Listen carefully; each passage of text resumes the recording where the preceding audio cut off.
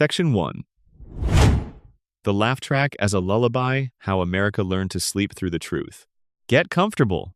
We're going to be here for a while. This video is built for the kind of watching you do late at night, when the room is dark and the day is mostly over, and you just want something to settle into. Something that moves slowly enough to carry you but has enough underneath it to keep the thinking part of your brain just barely engaged. That sweet spot between awake and gone. And I can't think of a better subject for that than The Simpsons. Specifically, this question. This one question that I keep coming back to every time I think about the show. How did a cartoon about a stupid man, his long-suffering wife, and their 3 very different children become the most accurate diagnosis of American society ever produced by the entertainment industry? And why, after 36 years of Springfield holding up a mirror to the country, does America just keep laughing at its own reflection without ever quite asking what it's looking at? The Simpsons has been on the air since the 17th of December, 1989. 36 seasons. Over 780 episodes. It is the longest-running animated series in American history, the longest-running scripted primetime show, full stop, and one of the most-watched pieces of television ever made. More people have seen The Simpsons than have read any book, heard any album, or watched any film released in the same time period. It is not hyperbole to say that The Simpsons is the most culturally embedded piece of American media ever created. It is simply the truth. And here is the thing that keeps me awake, or rather, keeps me in that comfortable, half-awake state that this video is designed for. The Simpsons has been telling America the truth about itself since before most of its current viewers were born. It has been showing the country its nuclear-contaminated water supply, its corrupt billionaires, its broken schools, its compliant population, its willingness to forget every disaster before the next one arrives. It has been doing this in plain sight, in primetime, with a laugh track for over 3 decades. And the country's response has been to buy merchandise, quote the funny lines, and go to sleep. That's not an accident. That's the system working exactly as designed. See, there is something almost elegant about how America processes its own uncomfortable truths. It doesn't suppress them. Suppression is messy. Suppression requires effort. Suppression requires someone to be the villain doing the suppressing, and that's too obvious, too crude. What America does instead is something far more sophisticated. It wraps the truth in entertainment. It gives the truth a funny voice, and a yellow face, and a donut, and puts it on television at 8 o'clock on Sunday night, right when the family is together and relaxed and primed to receive information in the most non-threatening format possible. And then the truth makes them laugh. And because it made them laugh, they feel good about it. They feel like they engaged with it. They feel like they thought about it. And then the credits roll and they go to bed. And in the morning, the truth is still there, waiting in Springfield, patient as ever, and they don't have to think about it again until next Sunday. This is what I mean when I say The Simpsons is a lullaby. Not a lullaby in the sense of being boring or inconsequential. A lullaby in the most precise sense of the word. Something beautiful and carefully crafted whose entire function is to ease you into a state where your defenses are down and your critical thinking has gone quiet. A lullaby doesn't lie to you. A lullaby doesn't tell you the world is safe when it isn't. A lullaby simply holds you while you stop fighting the knowledge that the world is complicated and you are small inside it. And tomorrow you'll have to engage with all of that again. But for now, just listen, just rest, just let the music do what music does. The Simpsons does this with satire the way a great musician does it with melody. It carries the weight of what it's saying in a vehicle so pleasant that you barely notice how heavy the cargo is. Now, the question of whether this is a failure or a feature is the beating heart of everything we're going to discuss tonight. Because there are 2 ways to read what The Simpsons has done to American cultural consciousness over 36 years. The first reading is generous. The Simpsons created a shared cultural language through which Americans could understand and discuss the uncomfortable realities of their society in a format accessible to everyone. By making Burns a cartoon villain, it made the concept of a billionaire who poisons his workers and his community into something a 10-year-old could grasp. By making Homer lovably stupid rather than villainously complicit, it made the tragedy of a man slowly destroyed by his environment into something you could watch with your whole family. The show democratized social criticism. It made ideas that lived in academic journals and activist circles available to the living rooms of people who would never otherwise encounter them. That's not nothing. That might actually be a significant cultural achievement. The second reading is less comfortable. The Simpsons created a pressure release valve for American social anxiety. Every real anger, every legitimate grievance, every genuine injustice got channeled into the show and came back out as comedy, at which point the anger was spent. You already laughed about the corrupt billionaire. You already laughed about the polluted water. You already laughed about the broken school. What more do you want? You processed it, you engaged with it, it was funny, it's fine. And under this reading, the show didn't democratize social criticism. It neutralized it. It took the sharp edge off every uncomfortable truth and handed it back to the public sanded smooth, shiny, and entirely safe to hold. Both readings are true. That's what makes The Simpsons so endlessly fascinating and so endlessly frustrating. It is simultaneously one of the most clear-eyed pieces of social commentary in the history of American media and one of the most effective tools for making sure that social commentary never leads anywhere in particular. The show holds both of those things at once, and it has held them for 36 years. And America has been sleeping inside that contradiction for 36 years, and we are all very comfortable in there. So let's settle in. Let's get comfortable too, because this is a long night, and we have a lot of ground to cover. We're going to talk about what Springfield actually is beneath the jokes and the yellow faces. We're going to talk about what the show has been saying about America for 3.5 decades and why America keeps hearing it without quite listening. We're going to talk about the characters who carry the show's darkest truths without anyone ever quite acknowledging how dark those truths are. And we're going to talk about why, at the end of all of this, after all the theories and all the evidence and all the careful observation, the most honest thing you can say about The Simpsons and its relationship with American culture is that the show is a love story about a country that cannot quite bring itself to know the thing it almost knows every single week at 8:00 on Sunday night. The laugh track isn't cruel. The laugh track isn't a conspiracy. The laugh track is a comfort. It's saying, this is safe. You can look at this. You can hold this. It's just a joke. And maybe it is. And maybe that's enough. Or maybe the fact that it feels like enough is exactly the problem. Let's find out together. And while we're doing that, I want you to notice something as the night goes on. Notice how many times you catch yourself thinking, yes, that's true. That's definitely true about America, and then immediately feeling fine about it. Notice how the combination of soft narration and familiar subject matter and late-night darkness has a way of making even the most uncomfortable observations feel like something you can simply absorb and set aside. That noticing? That is the entire subject of this video. We are, right now, in this moment, doing the thing we're talking about. You're getting comfortable with difficult ideas by receiving them in the most comfortable format possible. And whether that's good or bad, whether it's enough or not enough, is a question worth sitting with as we go. For now, though, just listen. Springfield is waiting, and Springfield has been trying to tell us something for a very long time. Before we go any further, drop a comment letting me know where you're watching from and what time it is there. I love knowing who's on the other side of this. And if you're here for the long haul, which I hope you are, subscribe so you don't miss what comes next. Now, let's go to Springfield. Section 2. The yellow skin problem. What Springfield's most obvious detail is actually telling you. There is one detail about The Simpsons that every single person who has ever watched even a single episode knows. One visual fact so obvious, so constant, so completely inescapable that it has become the defining characteristic of the show in the global consciousness.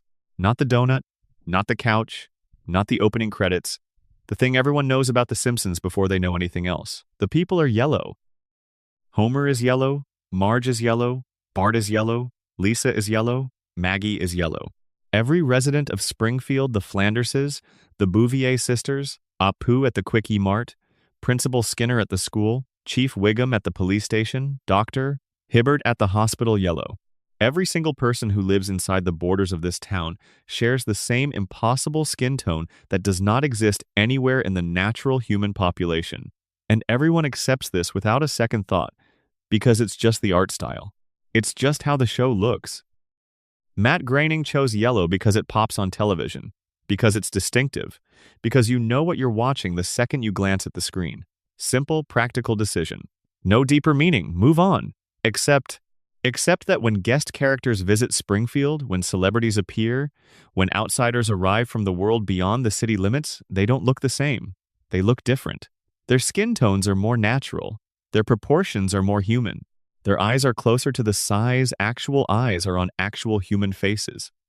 The show draws people who don't live in Springfield with fundamentally different anatomy than people who do.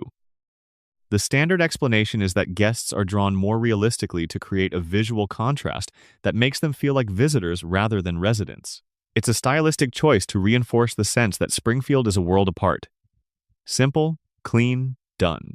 But stay with me here for a moment, because there's a version of this detail that the standard explanation doesn't quite cover. What if the yellow isn't an art style? What if, within the internal logic of the show's own universe, the yellow is a symptom? The Springfield nuclear power plant has been dumping radioactive waste into the town's water supply, soil, and air for the entire run of the show. This is not a theory. This is explicitly depicted, documented, and acknowledged within the show's own canonical events. The plant has 342 documented safety violations. The cooling towers are cracked and patched with chewing gum. The waste disposal protocols involve dumping material directly into bodies of water that Springfield's population drinks from. A fish pulled from a river near the plant had 3 eyes, and when this was brought to public attention, the response was a moment of concern followed by complete forgetting. What does radiation do to the human body at the cellular level? Among many things, it disrupts melanin production. It alters pigmentation. Prolonged exposure to certain types of radiation causes the skin to take on unusual coloration. Yellowing is one of the documented effects of severe radiation poisoning in real human beings. It is one of the signs doctors look for. Every person in Springfield is yellow. Every person who grew up drinking Springfield's water and breathing Springfield's air and living under the shadow of those cracked cooling towers is yellow. And the moment someone walks in from outside, from somewhere the plant's runoff hasn't reached, they look like a normal human being. This is not a coincidence that the show stumbled into accidentally. The Simpsons is not a show that stumbles. For its first decade especially, it was one of the most carefully constructed pieces of television ever written. The writer's room was staffed by people with degrees from Harvard, Yale, and MIT. These are not people who make careless visual choices in a medium where every frame costs money and every detail is deliberate. The yellow is the show telling you something that it can't say out loud. The yellow is the most blatant visual metaphor in the history of American television, hiding in the most obvious place possible, visible in every single frame of every single episode, and the entire country has been looking directly at it for 36 years and filing it under art style and moving on. Think about what that means. The show placed its biggest confession on the outside of every character's body, made it impossible to miss, and then waited to see if anyone would ask the question. And the answer, for 36 years, has been that almost nobody does. Almost nobody sits down and says, actually, why are they yellow? What does it mean that people who live here are yellow and people who visit are not? Is the show trying to tell us something about what happens to a population that lives in a contaminated environment and either doesn't notice or can't afford to care? The show has been sitting with its hand raised for 36 years, and the class keeps ignoring it. Now let's go further, because the yellow skin is just the beginning. It's the most visible sign of something the show has been building a case for since its second season, when Blinky, the three-eyed fish, first appeared in the water near the power plant. Blinky is important not just as evidence of environmental contamination, but as a demonstration of how Springfield processes that evidence. The fish appears. It makes national news within the show's universe. A politician uses it as the centerpiece of a campaign against Burns and the power plant. Burns is forced to sit on live television and eat the fish to demonstrate it's harmless, which is itself a remarkable image, a billionaire consuming the physical evidence of his own crimes in front of a live audience to make the problem go away. And it works. The town watches, shrugs, and forgets. The moment passes. Nobody tests the water. Nobody does a follow-up study. Nobody asks the obvious question that Blinky raises. If the fish have 3 eyes, what is happening to the people drinking from the same source? And here is where the show's genius becomes something close to uncomfortable, because the show did answer that question. It answered it immediately, and it answered it with the most visible possible symbol. The people are yellow. The fish have 3 eyes. Same water, same contamination, Different species, same result. The show laid out the entire argument in front of its audience, piece by piece, over the course of multiple seasons, and then watched as its audience accepted the yellow skin as an art style and laughed at Blinky as a funny fish joke and moved on. Springfield isn't just in denial, the audience is in the same denial as Springfield. We are watching a show about a town that can't see what's right in front of it, and we are failing to see what's right in front of us. That is, if you'll forgive the expression, a very American thing to do. Let's talk about the other physical details, because the yellow skin is not the only thing the show is showing you in every frame. The characters have 4 fingers on each hand. This is almost universally accepted as an animation shortcut. 4 fingers are easier to draw than 5, so most classic cartoons use 4. Simple, practical. Fine. Except that the guest characters who visit Springfield have 5 fingers. The outsiders are drawn with the correct number of digits. The people who live inside the contamination zone are missing 1. Polydactyly having extra fingers is associated with certain genetic mutations and radiation exposure.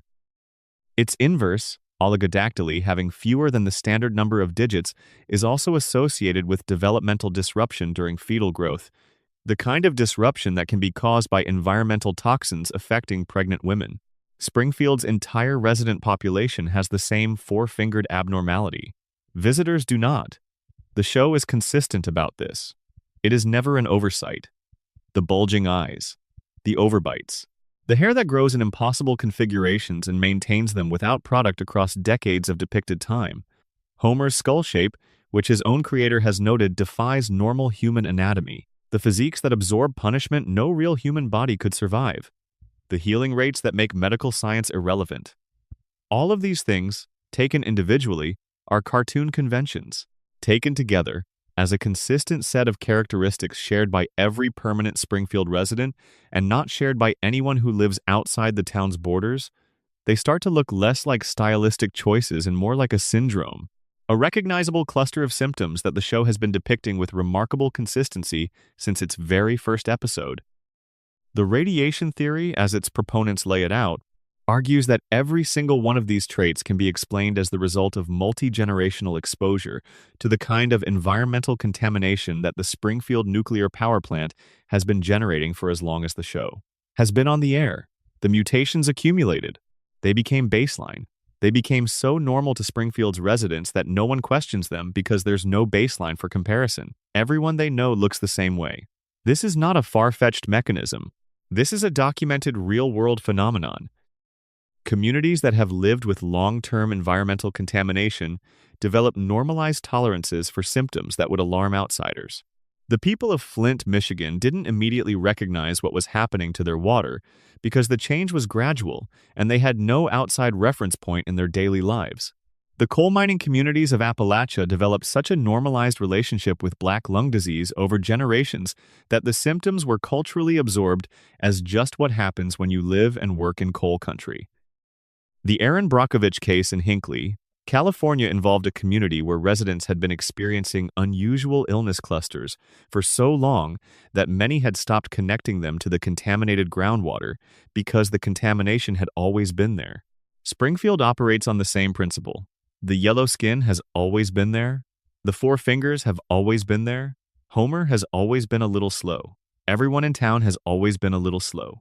The fish have always been a little funny. This is simply how things are in Springfield, and because it's how things have always been, it doesn't register as aberration, it registers as normal. And here is the piece of the puzzle that the show slides in quietly, without fanfare, without a dramatic reveal. When the show occasionally depicts Springfield's children being born when we see flashbacks to the early lives of the main characters, when we see new babies arrive in the show's universe, they are born yellow. They come into the world already carrying the community's most visible characteristic. The contamination doesn't happen to them after birth. It's already in the baseline. It's been in the baseline for so long that it has become hereditary. 2 generations of Simpsons have been born and raised in Springfield. Homer grew up here. His children grew up here. His grandchildren, in the show's occasional flash-forward episodes, will grow up here. The contamination isn't something that happened to this family. The contamination is the family's legacy. It's baked into them at the chromosomal level, and Burns knows this. The show makes this clear repeatedly. Burns has personal physicians. Burns undergoes medical treatment specifically designed to manage the effects of radiation on his own body. Burns has been a student of radiation's effects on biological systems for decades because radiation is the thing keeping him alive and also the thing that would kill him without intervention. Burns understands exactly what his plant is doing to Springfield. He understands it because he sees the mechanism every time he looks in the mirror. The yellow-skinned, four-fingered, bulge-eyed residents of Springfield are not Burns's regrettable side effect. They are his proof of concept. They are evidence that the plant has been operating at full capacity for long enough to produce multi-generational biological effects in the surrounding population. They are, in the most clinical sense, his subjects. And the reason nobody in Springfield can see this is not because they're stupid, though the radiation has certainly not helped their cognitive function. The reason nobody in Springfield can see this is because you cannot see yourself clearly from the inside. You cannot diagnose your own mutation when the mutation is all you have ever known. You cannot look at your own four fingers and think aberration when every hand you have ever shaken in your entire life had four fingers too. This is what it looks like when a system successfully normalizes its own damage. Not denial in the active sense, not a choice to ignore, but something quieter and more complete. The damage becomes invisible because it becomes the background. It becomes the baseline. It becomes just how things are in Springfield. And on Sunday night at 8 o'clock, 36 million people sit down and watch Springfield, and they see the yellow skin and the four fingers and the overbites and the impossible hair, and they file it under art style, and they laugh at the jokes, and they go to bed. The yellow isn't an art style, but the fact that we see it as one is part of what the show is about. Here's the detail that makes all of this feel personal rather than abstract. We are not so different from Springfield's residents. We live in our own environments. We drink our own water. We breathe our own air. We work in our own versions of the nuclear plant and live downstream from our own versions of Burns's enterprise, and absorb our own versions of whatever is leaking from the cracked cooling towers in our particular corner of the world. And we have our own yellow skin, our own set of baseline abnormalities that we've had for so long and shared so widely with everyone around us that we stopped seeing them as symptoms decades ago. The Simpsons holds up the mirror every Sunday night, every year, for 36 years. And we look into it and we laugh at the yellow face looking back at us and we feel, somehow, a little better, a little lighter, a little more able to get through the week. Because the laugh is real. Even if what we're laughing at is ourselves, even if the joke is on the audience, even if the funniest thing about Springfield is how much it looks like home. The yellow skin is the show's most honest moment. It has been happening in plain sight since 1989, and the fact that we're still calling it an art style is perhaps the most Springfield thing America has ever done. Section 3. Homer's brain is a crime scene. The systematic dismantling of one man's mind. Homer Simpson is not stupid by accident. This is the claim that changes everything about how you watch the show. We have been trained by 36 years of jokes and gags and falling down stairs and eating donuts during meltdown warnings to accept Homer's low intelligence as a character trait, as simply who he is, as the comedic premise from which everything else flows. Homer is dumb. Homer has always been dumb. Homer will always be dumb. That's the joke. That's the show. But the show itself, if you follow its own internal logic, tells a very different story. The show tells us, clearly and repeatedly, that Homer was not born this way, that Homer's intellectual limitations are not innate, that there is a specific, traceable history of damage that explains exactly how a man arrived at an IQ of 55 and why nobody ever tried to stop it. The crayon episode is where this becomes impossible to ignore. In season 12, Homer discovers that he has been carrying a crayon lodged in his brain since childhood, not metaphorically, physically. A Crayola crayon, pushed up through his nostril at some point when he was a small child, worked its way into his frontal lobe and has been sitting there, physically impeding his cognitive function for his entire adult life. When the crayon is removed, Homer's intelligence skyrockets. He becomes articulate, perceptive, creative, capable of understanding the world with a clarity that had been physically blocked from him for decades. He sees Springfield as it actually is. He understands what Burns is doing with the power plant. He grasps the mechanisms of his own exploitation and the exploitation of everyone around him. He is, briefly and devastatingly, smart enough to know how bad things are, and it makes him miserable. So he has the crayon put back in. The show frames this as a sweet, sad choice. Homer preferring the comfortable fog to the unbearable clarity of seeing his life for what it is. And it is sweet, and it is sad. But before we settle into those feelings, we should ask the question that the show deliberately steps around. How did a crayon get into a child's brain without anyone noticing? This is not a normal thing that happens to children.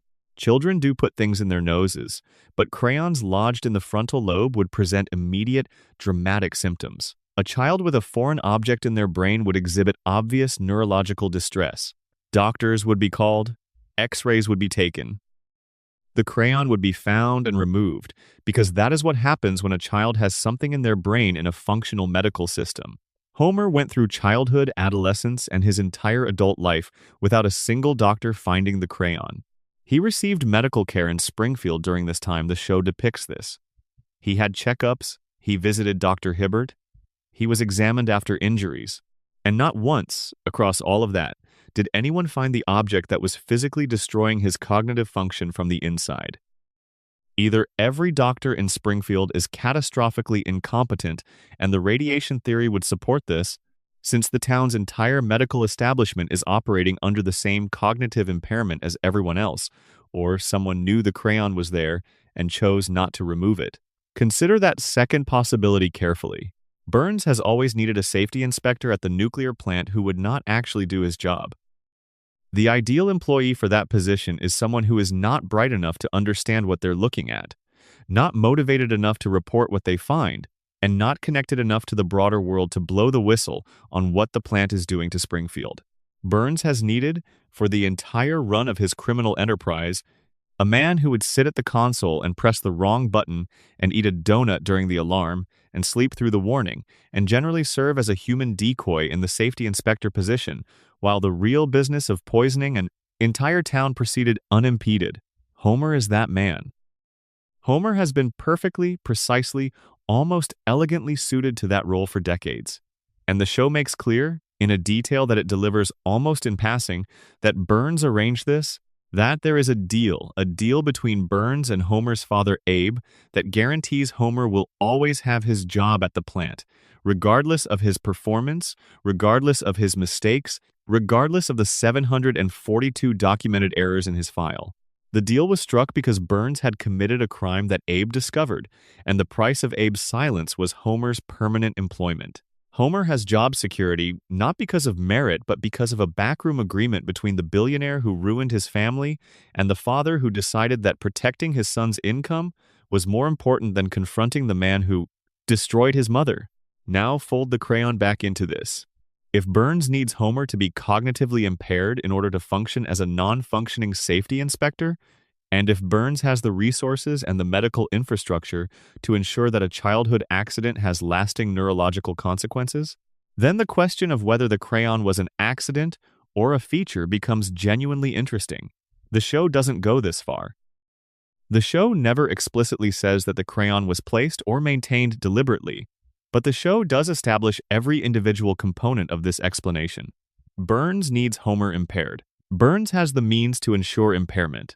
Homer has been impaired in a way that should have been discovered and wasn't. The doctors who should have found it work in a town that Burns effectively controls. The show gives you all the pieces and then steps back and lets you decide whether to put them together. This is how The Simpsons operates most honestly. It doesn't tell you the dark thing directly. It places all the evidence for the dark thing in your hands, and then smiles and says it's just a cartoon. And the question is what you do with the evidence. But the crayon is only one layer of the crime scene. Because Homer's brain has been damaged from multiple directions simultaneously, and when you map all of them together, the picture that emerges is not of a man who was born slow, or who made bad choices, or who simply failed to apply himself. The picture is of a man who was systematically reduced by his environment, by his employer, by the town he grew up in, and possibly by deliberate action to the precise level of cognitive function required to make him maximally useful to the people who profit from his limitations. The radiation.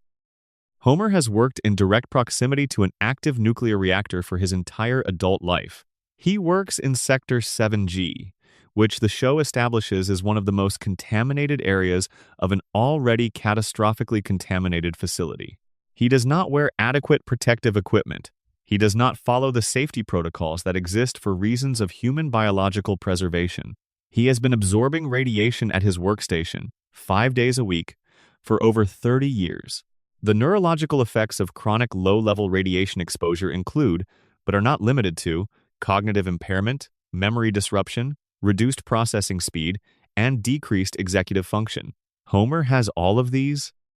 He has had all of these for as long as we've known him, and the progressive, subtle worsening of his cognitive function across the show's run, the Homer of Season 2 is observably sharper than the Homer of Season 15, a shift that fans have been noting for decades under the term Flanderization, after the similar softening of Ned Flanders' character is consistent with what you'd expect from someone whose neurological damage has been accumulating unchecked for decades. The alcohol. Homer drinks heavily and consistently. The Simpsons has never treated Homer's drinking as a serious problem, and the show's universe absorbs it as one of his lovable quirks. But chronic heavy alcohol consumption causes measurable progressive brain damage. The hippocampus shrinks. The prefrontal cortex degrades. Memory formation becomes impaired. The capacity for complex reasoning declines. This is not controversial medical science. This is what alcohol does to a brain over time. And Homer's brain has been marinating in it for 36 years of depicted time. The physical trauma.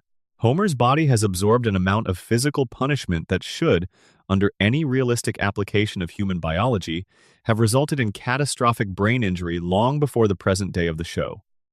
He has been hit by cars, fallen from buildings, been electrocuted, been shot, been struck by objects of enormous mass, been involved in explosions, and survived each of these events with his baseline cognitive function intact, which, given that his baseline cognitive function is already severely compromised, is not saying much. Head trauma has cumulative effects. Each concussion makes the next one more damaging. Each high-impact event leaves scar tissue and disrupted neural pathways that compound over time. The neurological Homer we see in recent seasons is, under this reading, the product of 30 years of compounding brain trauma layered on top of radiation exposure, alcohol damage, and the crayon. And now add the thing that the show never quite addresses directly but implies in every scene involving Homer and his childhood: Mona, Homer's mother, the woman who was driven out of his life by Burns when Homer was a small child, leaving him to be raised by a cold, distant father who dealt with the loss by denying it, by covering it up, by telling his son that his mother was dead, rather than facing the truth of what had happened. Homer grew up in a household with no warmth, no primary maternal attachment, and a father who communicated primarily through silence and periodic cruelty. The psychological damage of early maternal loss, real or constructed, is extensive and well documented. It creates a particular kind of wound in the developing brain that manifests as anxiety, compulsive need for approval, difficulty with self-regulation, and a deep, chronic insecurity that does not respond to evidence because it was formed before the capacity for evidential reasoning was fully developed. It is the kind of wound that makes you desperately grateful for whatever scraps of acceptance you can find, including the acceptance of an employer who barely remembers your name but does, technically, keep signing your paychecks. Homer's personality, his desperate need to be liked, his terror of being alone, his clinging to his family with the intensity of a man who knows at some cellular level that people leave is not a character quirk. It is a psychological profile formed by a specific trauma that the show traces precisely and consistently back to a specific cause. And that cause is Burns. Burns drove Mona out. Burns shaped the wound that made Homer the worker he needed. Burns kept the system running by ensuring that the man most responsible for its safety was too damaged to do anything about its dangers. This is not how the show presents Homer. The show presents Homer as a lovable buffoon whose stupidity is the source of most of the comedy and whose heart is the source of most of the warmth. Both of those things are also true. Homer is genuinely funny and Homer is genuinely warm, and the show's love for its main character is real and you can feel it in every episode. But warmth and comedy are not incompatible with tragedy. The funniest clown is also the saddest man in the room. The most lovable buffoon can also be the most complete portrait of a man systematically destroyed by his society and his employer and the institutions that were supposed to protect him. Homer is funny because the show needs him to be funny. Homer is tragic because the show is honest. And the honesty lives in the details: the crayon, the radiation, the absent mother, the deal with Burns that the show places carefully and then covers with a laugh, because the show is, above all else, a comedy that knows the truth of what it's depicting. The season 12 episode where Homer's crayon is removed is called HOMR. It is one of the most quietly devastating 30 minutes in the show's run. Homer, temporarily freed from the cognitive fog, befriends Lisa, truly befriends her. As an intellectual equal, for the first time, he understands her. He sees her loneliness. He sees how she is dismissed and underestimated and worn down by the world around her. He sees it because, briefly, he is experiencing it himself. And at the end of the episode, he writes her a letter before having the crayon replaced. He tells her, in the letter, that he knows what it's like to be the smartest person in a room that doesn't want smart people, that he knows how lonely it is, that he hopes she never stops being exactly who she is, no matter how hard it gets. And then he has the crayon put back in. And the next time he sees Lisa, he does not remember writing the letter. He does not remember the conversation. He does not remember the brief window when they were able to meet each other as equals. He is, again, Homer, sweet and dumb and incapable of understanding his daughter in the way the letter proved he could. Lisa keeps the letter. She reads it when things are hard. She holds on to the proof that somewhere inside the man who falls asleep during her concerts and forgets her accomplishments and cannot follow her arguments, there is someone who sees her completely. That is not a comedy beat. That is the most heartbreaking thing The Simpsons has ever done, delivered in the middle of an episode about a crayon. Homer's brain is a crime scene. The evidence has been accumulating for 36 years. And the verdict, not guilty by reason of cartoon, file it under silly and move on, is perhaps the most Springfield verdict that Springfield's loyal audience has ever returned. But the evidence is still there, patient and yellow and waiting. Section 4. The Burns Doctrine. How one fictional billionaire became the most accurate portrait of American power ever drawn. Before we talk about what Mr. Burns means, let's talk about who he is. Not the cartoon version, not the joke version, not the cultural shorthand version that everyone knows. The version the show has actually built across 36 seasons of careful, consistent, sometimes frightening characterization. Charles Montgomery Burns is, by the show's own accounting, somewhere between 100 and 140 years old. He was born in the era of robber barons, raised in a family whose wealth predates the American Industrial Revolution, and has been operating as Springfield's primary economic and political force for longer than most of the institutions that are theoretically responsible for regulating him have been in existence. He attended Yale. He served in World War II in a capacity the show describes as morally questionable. He stole a $1 trillion bill from the United States government during the war and kept it hidden for decades because he could. He knew Howard Hughes. He has personal memories of events that happened before the invention of the automobile. His body is maintained by a weekly regimen of medical treatment so extreme that it causes him to glow. His diseases, and he has every disease known to medical science, simultaneously exist in a state of perfect internal equilibrium, each one blocking the others from progressing, a biological gridlock that has kept him technically alive in the same way a controlled nuclear reaction is technically contained. The treatments are administered with the precision of maintaining a reactor. Miss one dose, and the equilibrium collapses. The margin for error is zero. He owns the nuclear power plant that provides Springfield's electricity. He owns the politicians who oversee the plant's regulation. He owns, through various financial mechanisms, large portions of the infrastructure on which Springfield's economy depends. He does not know the names of most of the people who work for him, because the names of people who work for him are irrelevant information. He has one employee whose name he never remembers, despite that employee being the primary reason the plant has not been shut down by federal authorities, and that employee's name is Homer Simpson. Burns is not a monster in the theatrical sense. He doesn't twirl a mustache. He doesn't deliver villain speeches about his plans for world domination. He is something more unsettling than a theatrical villain. He is a system. He is the personification of what happens when wealth, longevity, and the complete absence of accountability exist together long enough to calcify into something that operates beyond the normal rules of human consequence. Burns has been doing what he does for so long that he doesn't experience it as wrong. It is simply what he does. The plant leaks radiation into the water supply because that is what the plant does. The workers are exposed to unsafe conditions because that is what workers are for. The politicians are purchased because that is how governance has always worked from his vantage point. The community absorbs the damage because that is what communities in his orbit have always done. This is not malice in the active sense. It is something older and more complete. It is the settled certainty of a man who has never, in over a century of operation, encountered a consequence that his money and his infrastructure could not manage. This is the Burns Doctrine. Not a set of stated principles, but a set of behaviors so consistent and so durable that they constitute a philosophy. Power is permanent when it is sufficiently entrenched. The law is a guideline for people who can't afford to ignore it. The community exists to serve the plant, not the other way around. And anyone who challenges this arrangement will be managed, not confronted, managed through purchase or through discrediting, or through the careful application of the same infrastructure that the challenger thought they were challenging. The show builds this doctrine not through exposition, but through accumulation. Episode after episode, decade after decade, we watch Burns exercise the doctrine in different contexts and see it work the same way every time. The plant gets inspected. The violations are documented. The fine is issued. The fine is paid or dismissed. The violations continue.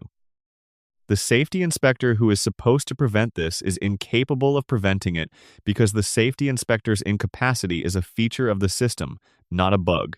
Burns gets shot. The investigation proceeds. The investigation points toward Homer. Burns wakes from his coma and redirects the investigation toward a target who cannot be prosecuted. The case is closed. The plant continues operating. Burns continues living. The system continues. Burns's biological weapons laboratory is destroyed by activists. The activist is identified. The activist is reported to the FBI. The activist flees. The activist's family is broken. The family's damage becomes the next generation's baseline. The plant continues operating. Burns continues living. The system continues. Mona Simpson tried to fight the Burns Doctrine directly. She walked into his laboratory and destroyed what she found there, and the outcome of that direct confrontation was that she spent 27 years as a fugitive, unable to hold her child, unable to live her life, eventually dying before she could fully reconcile with the son she'd had to abandon. Burns lost a biological weapons lab. Mona lost everything. This is the ratio. This is the exchange rate at which the Burns Doctrine operates. You take an action against the system. The system takes an equivalent action against your entire future. The system has infinite resources, and your future is finite. The math is not in your favor. And the genius of it, the particular refinement that makes Burns's power so durable, is that the system doesn't have to do anything dramatic to make this math clear. It doesn't need to be violent in an obvious way. It just needs to demonstrate once that it can reach into your life and remove whatever matters most to you, and then let the lesson propagate through the community. After Mona, every person in Springfield who might consider challenging Burns carries the implicit knowledge that the system can do to them what it did to her. Nobody articulates this. Nobody sits down and says, I am afraid to challenge Burns because of what happened to Mona Simpson. The knowledge is ambient. It lives in the water metaphorically and, given the plant's waste disposal record, somewhat literally. The most chilling part of the Burns Doctrine is not what it does to its direct targets. It's what it does to everyone else. It doesn't need active villains at every level of the hierarchy. It needs people who know which way the wind blows and make their accommodations accordingly. Abe Simpson knew Burns had committed a crime. Abe made a deal. Abe didn't do this because he was evil. He did this because the alternative fighting the system, with no resources and no support, and a son to provide for, had already demonstrated its outcome. The lesson of Mona was still fresh. Chief Wiggum doesn't investigate the plant because the investigation would lead where investigations in Springfield always lead, and Wiggum knows what happens to people who arrive at those conclusions. The politicians don't push for accountability because their campaigns are funded through structures that trace back to Burns's financial network. The doctors don't report the health effects they're seeing because The largest employer in their community is the entity responsible for those health effects, and the doctors need the community to survive in order to practice medicine. None of these people are individually terrible. Most of them are decent in the ways they can afford to be decent. The Burns doctrine doesn't require individuals to be monstrous. It just requires individuals to be rational actors within a system where the rational choice is consistently the choice that leaves Burns undisturbed. This is the mechanism by which real power operates in real communities, and the show depicts it with a precision that should be uncomfortable but is instead funny because Burns is played magnificently by Harry Shearer as a withered, camp, magnificently petulant ancient creature whose body is mostly failing him and whose greatest pleasures involve falconry and watching lesser humans suffer in minor ways. The comedy of Burns's presentation is the show's most elegant defense mechanism. By making Burns hilariously over the top in his villainy, the Block the Sun scheme, the releasing of the hounds, the inability to remember Homer's name despite 30 years of acquaintance, the show creates a cartoon supervillain wrapper around what is, in its bones, an entirely realistic portrait of how entrenched wealth functions in American communities. If Burns were played straight, if he were a realistic, competent, quietly powerful billionaire who operated through financial mechanisms and political relationships rather than theatrical schemes, the show would be unwatchable for American audiences.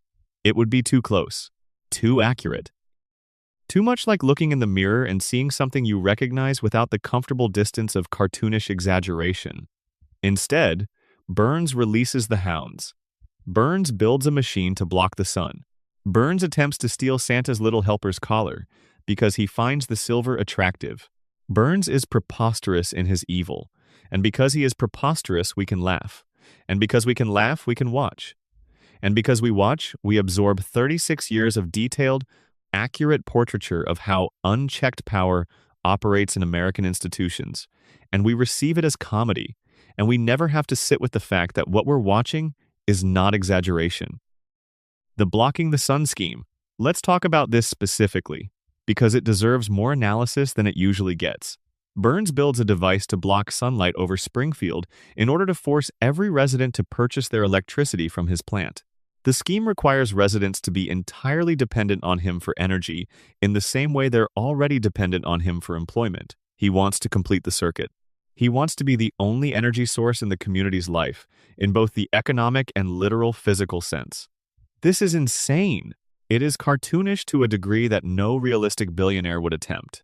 And yet, the mechanism underlying the scheme, a wealthy individual using control of essential infrastructure to eliminate alternatives and force dependency, is one of the most common and legally practiced forms of monopolistic behavior in American economic history.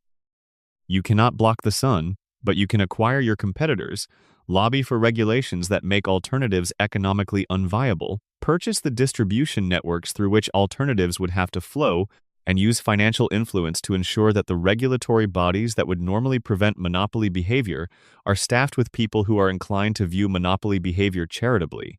Burns does this with a giant mechanical disc. Real American industry does it with mergers, acquisitions, lobbying, and regulatory capture. The outcome, a community with no practical alternative to the dominant provider, is identical. The method is what makes one a cartoon villain and the other a successful businessman. The sun-blocking device is silly. The principle behind it is a feature of American economic life so common that it has its own academic literature and its own regulatory framework that it consistently outmaneuvers. And the town shoots Burns for it. Every person in Springfield has a motive. Every person in Springfield had enough. And then, when the shooting is investigated, the investigation is redirected. A baby is identified as the shooter. The case is closed. Burns survives. The plant continues. The sun is restored. Life returns to normal. And by the next episode, as always in Springfield, nobody remembers. The sun scheme doesn't work, but neither does shooting Burns. The Burns doctrine survives both. It survives because it doesn't depend on Burns being personally invulnerable. It depends on the system he built being more durable than any individual challenge to it. Burns can be shot. Burns can be hospitalized. Burns can be publicly humiliated and defeated and driven from town and legally defeated and physically destroyed in a dozen different ways across different episodes. And every time, he comes back. Not because he's unkillable, though the medical situation makes him functionally close to it, but because the system rebuilds him the way it rebuilds anything that serves its purposes. The plant still needs a manager. The town still needs electricity. The economy still needs its dominant employer. The political structure still needs its primary financial relationship. Every component of the system that depends on Burns being functional works to ensure Burns stays functional. Because the alternative Burns' absence, Burns' replacement by someone who might operate differently, Burns' accountability would require the entire system to reorganize around different principles, and systems don't do that voluntarily. Burns doesn't survive because he's a great man. Burns survives because he made himself too expensive to replace. In the real world, we call this too big to fail. The Simpsons called it Mr. Burns. Put him in a suit and a wheelchair. Gave him a loyal assistant who manages his treatment schedule and keeps the reactor running. Put him on television every Sunday night. Made him funny. And then watched for 36 years as the country laughed at the cartoon and lived inside the reality. That's the Burns doctrine. It works on Springfield. It works on Springfield's audience. It has been working on both for 36 years. And the most Burns thing about all of this, the most perfectly on-brand conclusion to the Burns doctrine's operation in the real world, is that the system it describes is not hidden. It is depicted, clearly and repeatedly, in one of the most watched television programs in American history. It is out there. It has been out there. And it remains functional and uninterrupted because the form in which it is depicted comedy, animation, Sunday night entertainment is precisely the form that renders it safe to receive without acting on. Burns' greatest scheme isn't the Sun Machine. Burns' greatest scheme is The Simpsons itself. He would appreciate that if he could remember anyone told him. Section 5. The women Springfield keeps failing Marge, Lisa, Mona, and the show's quiet feminist horror story. The Simpsons is, at its structural core, a show about a man, Homer's desires, Homer's failures, Homer's growth and regression, and occasional moments of genuine grace drive the narrative engine of virtually every episode. This is not a criticism. The show knows it's about Homer. Homer is extraordinary television, and 36 years of extraordinary television is enough to earn the centrality. But underneath the Homer show, running quietly and continuously like a program operating in the background, is something that deserves its own examination. The Simpsons is also, consistently and without much fanfare, a show about what Springfield does to the women who live inside it. And what Springfield does to its women is one of the most quietly damning things the show depicts. Marge Bouvier married Homer Simpson because she loved him, and because Springfield in the late 70s or 80s, or whenever the floating timeline places, their courtship did not offer Marge Bouvier many other viable options for a life that felt like her own. This is stated subtly and implied constantly throughout the show's run. Marge is brilliant in a particular way. She has extraordinary social intelligence, emotional acuity, organizational capacity, and an aesthetic sensibility that extends to painting, interior design, and craft. She has, on multiple occasions when the show lets her try, demonstrated the capacity for professional-level achievement in fields ranging from visual art to law enforcement to business management. Every single time Marge develops something outside the house, every time she builds a skill, establishes a professional identity, finds something that is hers in a way that extends beyond wife and mother, Springfield finds a way to take it from her. The mechanisms vary. Sometimes Homer's needs intrude, sometimes the opportunity itself turns out to be contingent on a compromise Marge isn't willing to make. Sometimes the show simply resets between episodes, and Marge's professional development disappears without acknowledgement, folded back into the baseline of wife and mother that Springfield requires her to occupy. The show is honest about this in the way it's honest about everything else, not through dramatic confrontation, but through the accumulation of detail. Marge paints. Marge is good enough at painting that she attracts real professional attention. The attention leads to an opportunity that requires her to compromise her values. She refuses. The opportunity disappears, and Marge returns to Springfield. Marge becomes a police officer. Marge is competent and principled as a police officer. The job ends. Marge returns to Springfield. Marge starts a business. The business succeeds. The business ends. Marge returns to Springfield. Springfield is where Marge returns. Springfield is the gravity well that everything in Marge's life orbits. She can achieve things within its radius. She can occasionally escape its immediate pull. But Springfield always brings her back. And when it brings her back to the same position standing at the kitchen counter, managing the household, managing Homer, managing the children, managing the infinite and invisible labor that keeps the Simpson family functional while remaining structurally invisible in the show's economy of attention. There's a particular kind of feminist horror in the way The Simpsons handles Marge's intelligence. The show repeatedly, across 36 seasons, demonstrates that Marge is the most capable adult in the Simpson household by a considerable margin. She manages the family's finances. She navigates their social obligations. She anticipates the consequences of Homer's decisions before Homer has finished making them and begins managing those consequences while Homer is still congratulating himself on the decision. She holds the entire family structure together through a combination of emotional labor, practical competence, and a patience so extraordinary it verges on the pathological. And the show presents this as a character trait. Marge is patient and capable. That's just Marge. That's just how she is. The comedy of the show depends on it, because if Marge stopped managing the consequences of Homer's behavior, the family would dissolve in about 48 hours, and the show would end. Marge's competence is the structural foundation on which everything else rests. But the show almost never asks what this costs her. It almost never sits with the question of what Marge Bouvier might have been if she hadn't become Marge Simpson.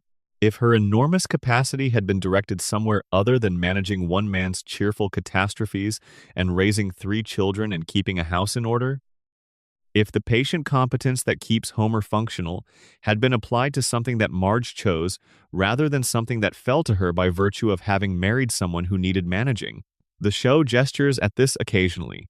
There are episodes that acknowledge, sometimes quite directly, that Marge has sacrificed a self for a family and that this sacrifice is real and ongoing and costs something.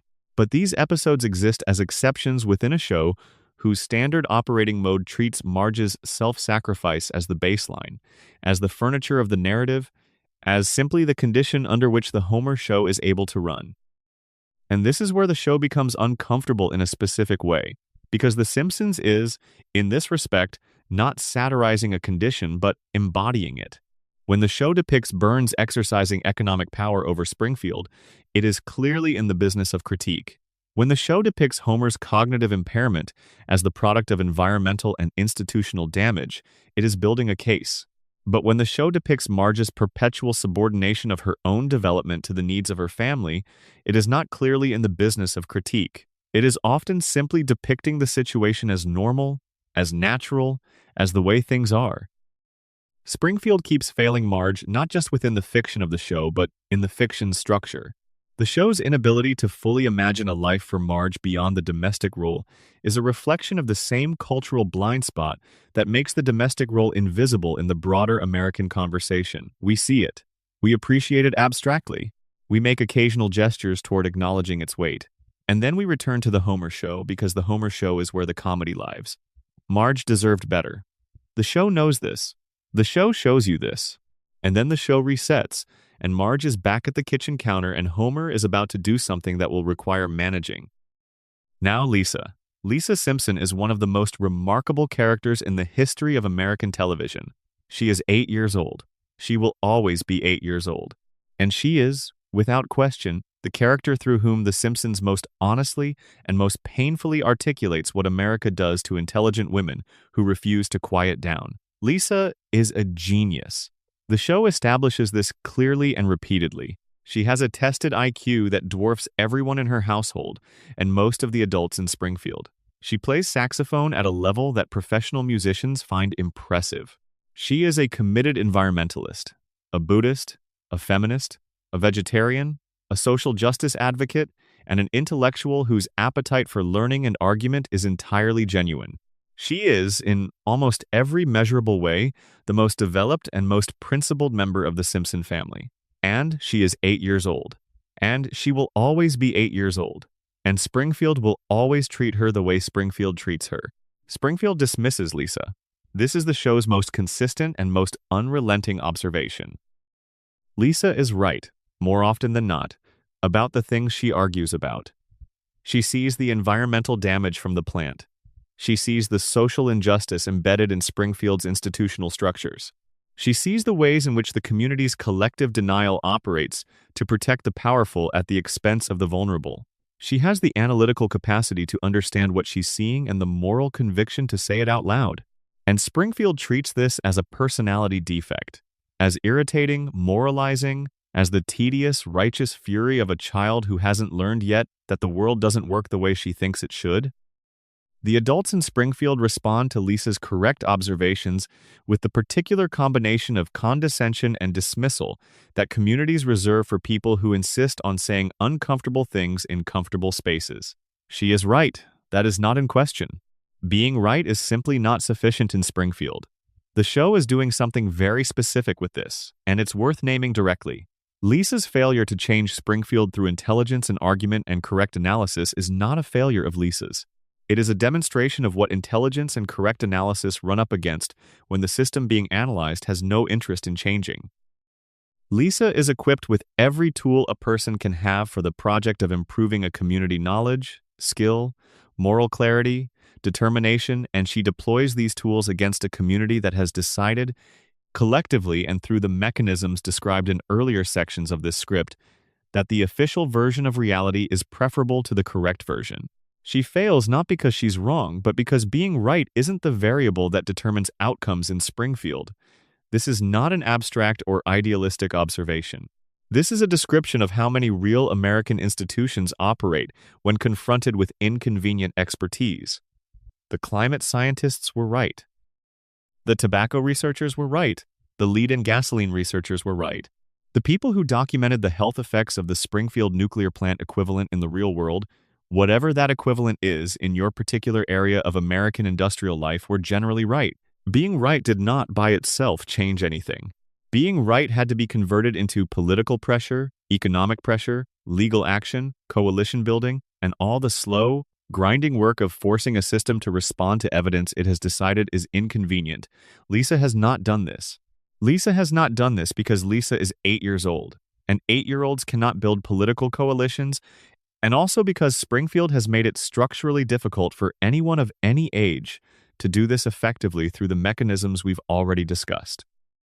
But the show presents Lisa's failure to change things as the source of her loneliness and frustration without always fully articulating that the failure is the system's failure, not hers. Lisa internalizes it. She keeps working. She keeps arguing. She keeps being right in a town that has made correctness an insufficient currency, and she will always be 8. She will always be the age at which being right without power is the defining experience. She will never grow up into the woman she would become, the woman the flash-forward episodes suggest she is on her way to becoming, the woman who takes the correct analysis and the moral conviction and the extraordinary intelligence into a context large enough to do something with them. Springfield keeps her small. The floating timeline keeps her 8. And we watch every Sunday night as the smartest person in the room gets dismissed again, and we feel for her and we move on. And then there's Mona. Mona Simpson is perhaps the most important character in the show's history, who appears in the smallest amount of its runtime. She exists in flashbacks and in 2 canonical episodes, her return in Season 7 and her death in a later season, and in the negative space of Homer's entire psychological profile. She is the hole in the center of the show, shaped like a mother. Mona was radicalized. She saw Burns's biological weapons laboratory in the same town where her child was growing up, and she decided to do something about it. She organized. She acted. She broke into the facility and destroyed what she found there. She made the correct moral calculation that a germ warfare facility operating in a residential community is something that must be opposed by any means necessary, and she acted on that calculation. And Burns destroyed her life for it, not metaphorically.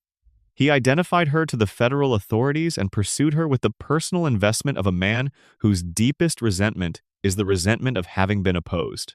For 27 years, he tracked her. He reported her again the moment she came back. He spent decades making sure that a woman who had briefly been right about him could not live the life she had earned. Mona is the show's clearest answer to the question of what happens when a woman in Springfield refuses the available options. Marge chose the family and is contained within it. Lisa chose the argument and is dismissed within it. Mona chose direct action and was expelled from everything. She lost her son. She lost her husband. She lost her community. She lived as a fugitive, maintaining her convictions in exile, and she died before she could fully repair what Burns had taken from her. The show mourns Mona without fully reckoning with what she represents. Her death scene is genuinely, quietly devastating, Homer holding her hand, the weight of 27 stolen years pressing down on both of them. The show knows what was taken. It does not always fully articulate who took it and why the taking was a rational act from Burns's perspective rather than an aberration. Burns destroyed Mona because Mona was right, and because being right about Burns makes you a threat, and threats are managed, not engaged with. The same doctrine applied to a woman who tried to do the right thing in a town that punishes right things when they interfere with the operation of the system. Marge, Lisa, Mona. 3 women in 3 different relationships to Springfield's limitations. Marge accommodates them. Lisa argues with them. Mona fought them. The show loves all 3 of them. It also, in different ways and to different degrees, sacrifices all 3 of them to the requirements of the Homer show and the Springfield system. And that's not nothing. That's the show telling you something about what America does with women who are too intelligent, too principled, or too inconvenient for the story the culture wants to tell about itself. The Simpsons is not a feminist show. It is a show that keeps stumbling into feminist horror stories and then stepping around them because the comedy is over here and the Homer show needs to continue. But the stumbling is real. The horror is real. And if you spend enough time in Springfield watching the women in it, you start to notice that the town's treatment of its women is not a sidebar to the show's central concerns. It is one of its central concerns. Springfield is a place where intelligence, principle, and resistance are consistently punished regardless of who displays them, and the women of Springfield display all 3 with a consistency and a dignity that the show, to its credit, never quite manages to make invisible, even when it tries to move past it, even when the Homer show resumes, even then. Section 6. The kids are not all right. Bart, Lisa, and Maggie as 3 different responses to growing up in a broken system. There is a theory, widely circulated in the circles of people who think about The Simpsons more than is probably healthy, that the 3 Simpson children represent 3 distinct and irreconcilable responses to the experience of growing up in an environment that is broken in ways nobody will fully acknowledge. The theory is not complicated. It's almost obvious once you see it. But the reason it's worth spelling out carefully is that each child's response is so complete, so internally consistent, so precisely calibrated to their personality and circumstances that when you look at all 3 together, you see not just 3 cartoon children but something closer to a taxonomy, a field guide to the different ways a person can adapt to an environment that damages you. Bart is the rebel. This is the easy description, the cultural shorthand, the bumper sticker. Bart Simpson, underachiever and proud of it. But the underachiever framing misses what the show is actually doing with Bart, which is considerably more interesting and considerably darker. Bart is not an underachiever in the sense of a person with potential who fails to apply it. Bart is a person with significant potential who has concluded, through a process of entirely rational observation, that applying that potential within the available frameworks would be both futile and humiliating. Springfield School does not reward genuine creativity or independent thinking. Springfield School rewards compliance, regurgitation, and the performance of engagement with material that is not engaging. Bart's authentic intellectual interests, which are considerable, as the show demonstrates repeatedly when it lets him engage with something he actually cares about, are not represented in the curriculum being delivered by the Springfield school system. So Bart rebels. Bart takes his intelligence and his energy and his creativity and redirects them into the spaces that the school cannot contain. He pranks. He schemes. He engages in elaborate creative acts of mischief that require the same cognitive capacities planning, social modeling, risk assessment, improvisation that his schoolwork is supposed to develop but doesn't, because the schoolwork is not designed to develop those capacities. It's designed to produce a grade. The cruelest thing about Bart's rebellion is how clearly the show establishes that it comes from pain. Bart is not a happy rebel. He is not gleefully disrupting the system from a position of secure self-knowledge.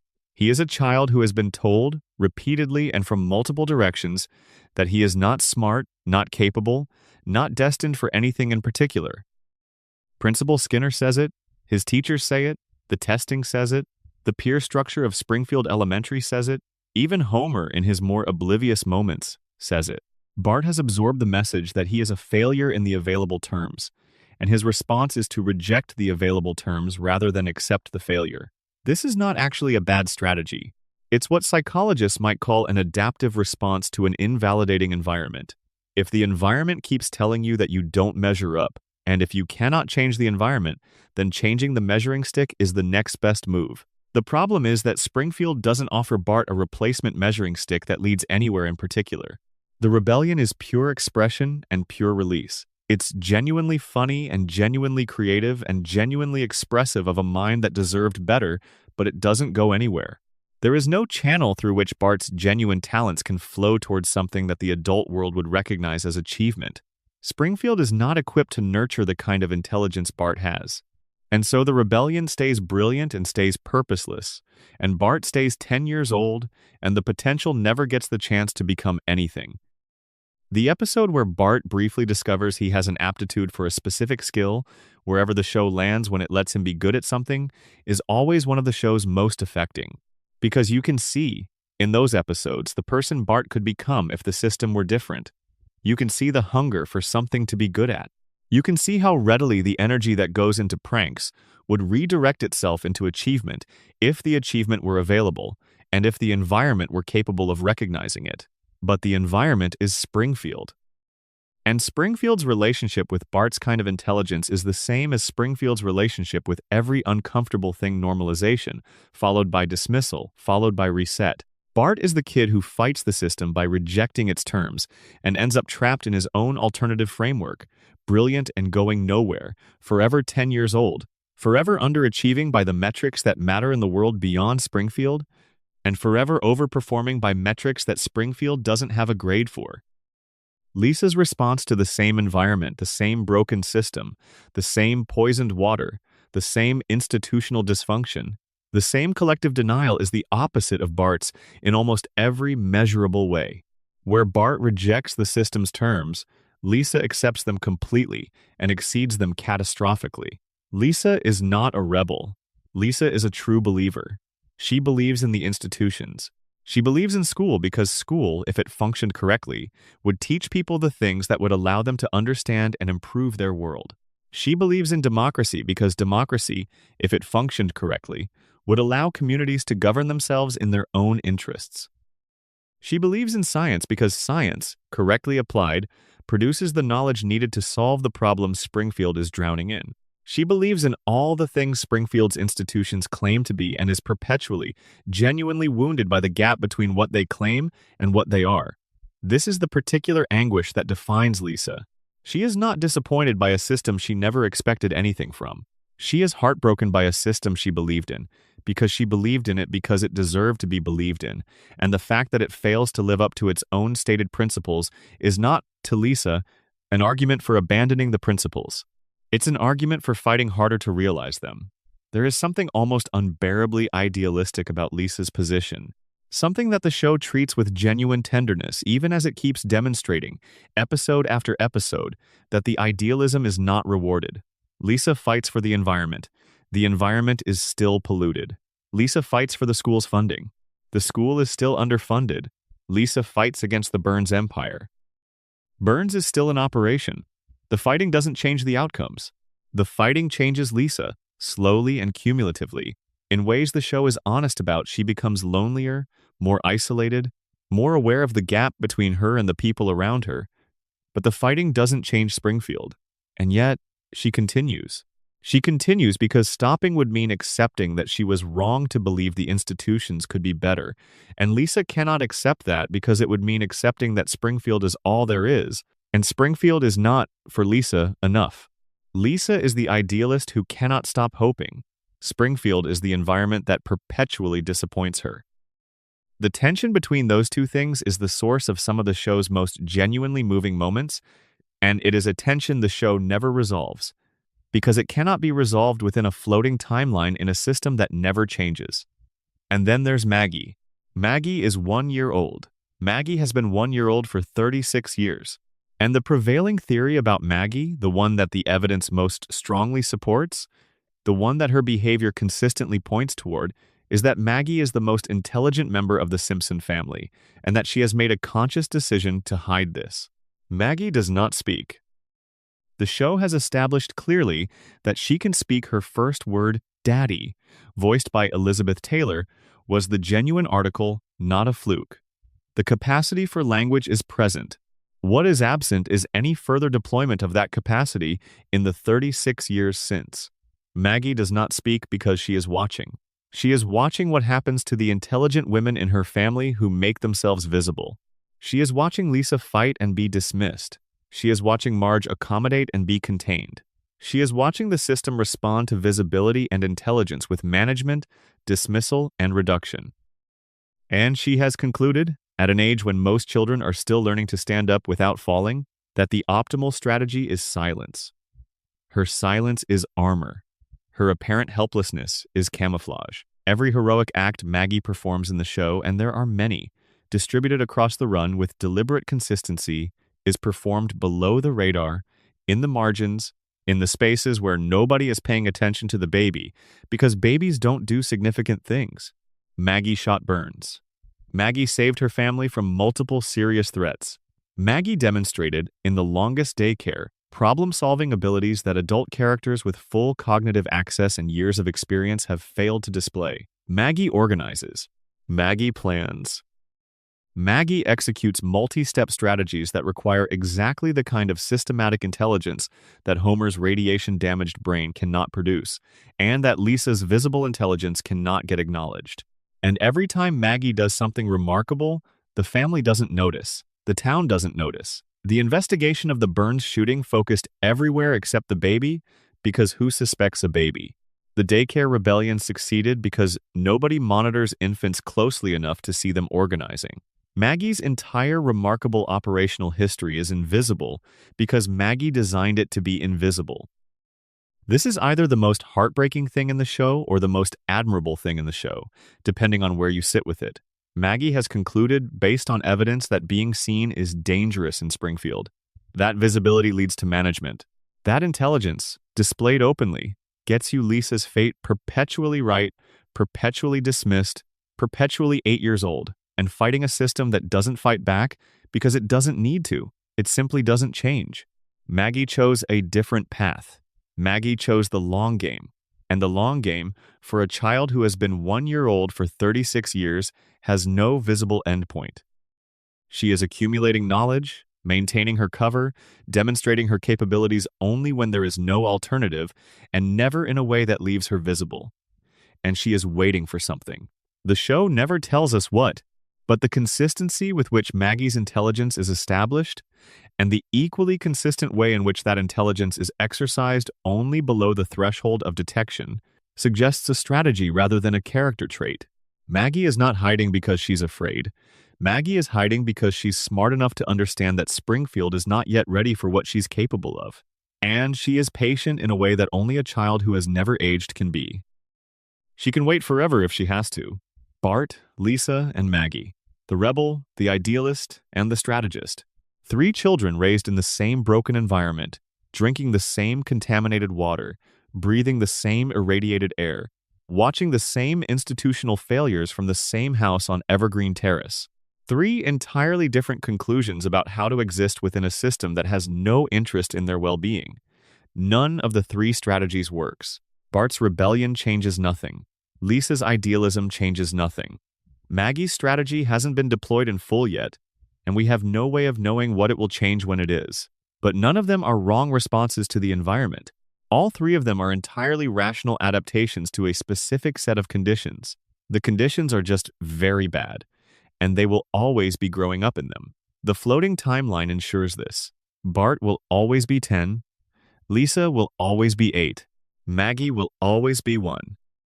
They will always be the ages at which their particular strategies were formed, never old enough to carry those strategies out into the wider world and discover what they're worth there. Springfield keeps them children the way Springfield keeps everything frozen. The contamination theory says this is biological. The coma theory says this is because Homer cannot imagine them growing up. The denial theory says this is because Springfield needs to believe its children will always be all right. The floating timeline says this is production convenience. All four explanations are true. None of them change what the kids are looking at. Springfield is their whole world, and Springfield is broken.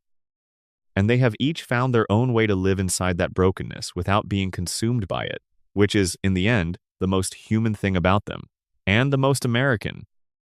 End of Part 1, continued in Part 2. Section 7. The Laugh Factory.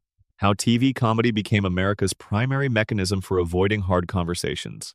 Let's step back from Springfield for a moment and think about the room you're in. You're comfortable, the light is low or off entirely. You're in a position that your body has settled into with the ease of something familiar and chosen. The screen in front of you, whatever screen it is providing a gentle, continuous stream of information in a format that your nervous system has learned to receive without alarm. This is what watching feels like. This is what this particular kind of watching feels like. The kind you do when the day is done and you just want to exist for a while without having to produce anything. Television was designed for this room. Not literally, nobody sat down and designed television as a sedation delivery system. But the format evolved, over decades, in the direction of maximum absorption by a tired audience in a dark room, and one of the things that evolution selected for very aggressively was the capacity to deliver uncomfortable information in comfortable packaging. The laugh track is the most obvious example of this. Psychologists have been studying the laugh track for decades, and what they've consistently found is that the presence of recorded laughter causes viewers to laugh more, rate the material as funnier, and most relevantly feel less threatened by material that would otherwise produce discomfort. The laugh track is a social signal. It tells you how to feel about what you're seeing. It tells you that other people found this funny, which means it's safe to find it funny, which means you don't have to decide how to feel about it, which means the cognitive work of processing ambiguous or uncomfortable content is substantially reduced. This is enormously valuable to a show that is beneath its comedy surface, making genuinely uncomfortable observations about American society. The laugh track tells you that Burns is funny, that his corruption is funny, that his contempt for the people his plant is poisoning is funny. And because it's funny, you can absorb the observation, the precise, accurate, completely serious observation that a billionaire is poisoning his workers and his community for personal gain without having to figure out what to do with the anger that observation would otherwise generate. The laugh track converts social criticism into entertainment and lets you receive it as both simultaneously. You are being told something serious. You are also being invited to laugh, and the laughter, if you accept the invitation, does something very specific to the serious information. It acknowledges it.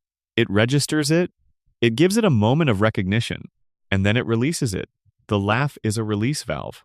The tension of acknowledging something uncomfortable discharges through the laugh, and when the laugh is over, the tension is gone, and the information remains. But without the tension, it is missing the quality that would otherwise drive you to do something about it.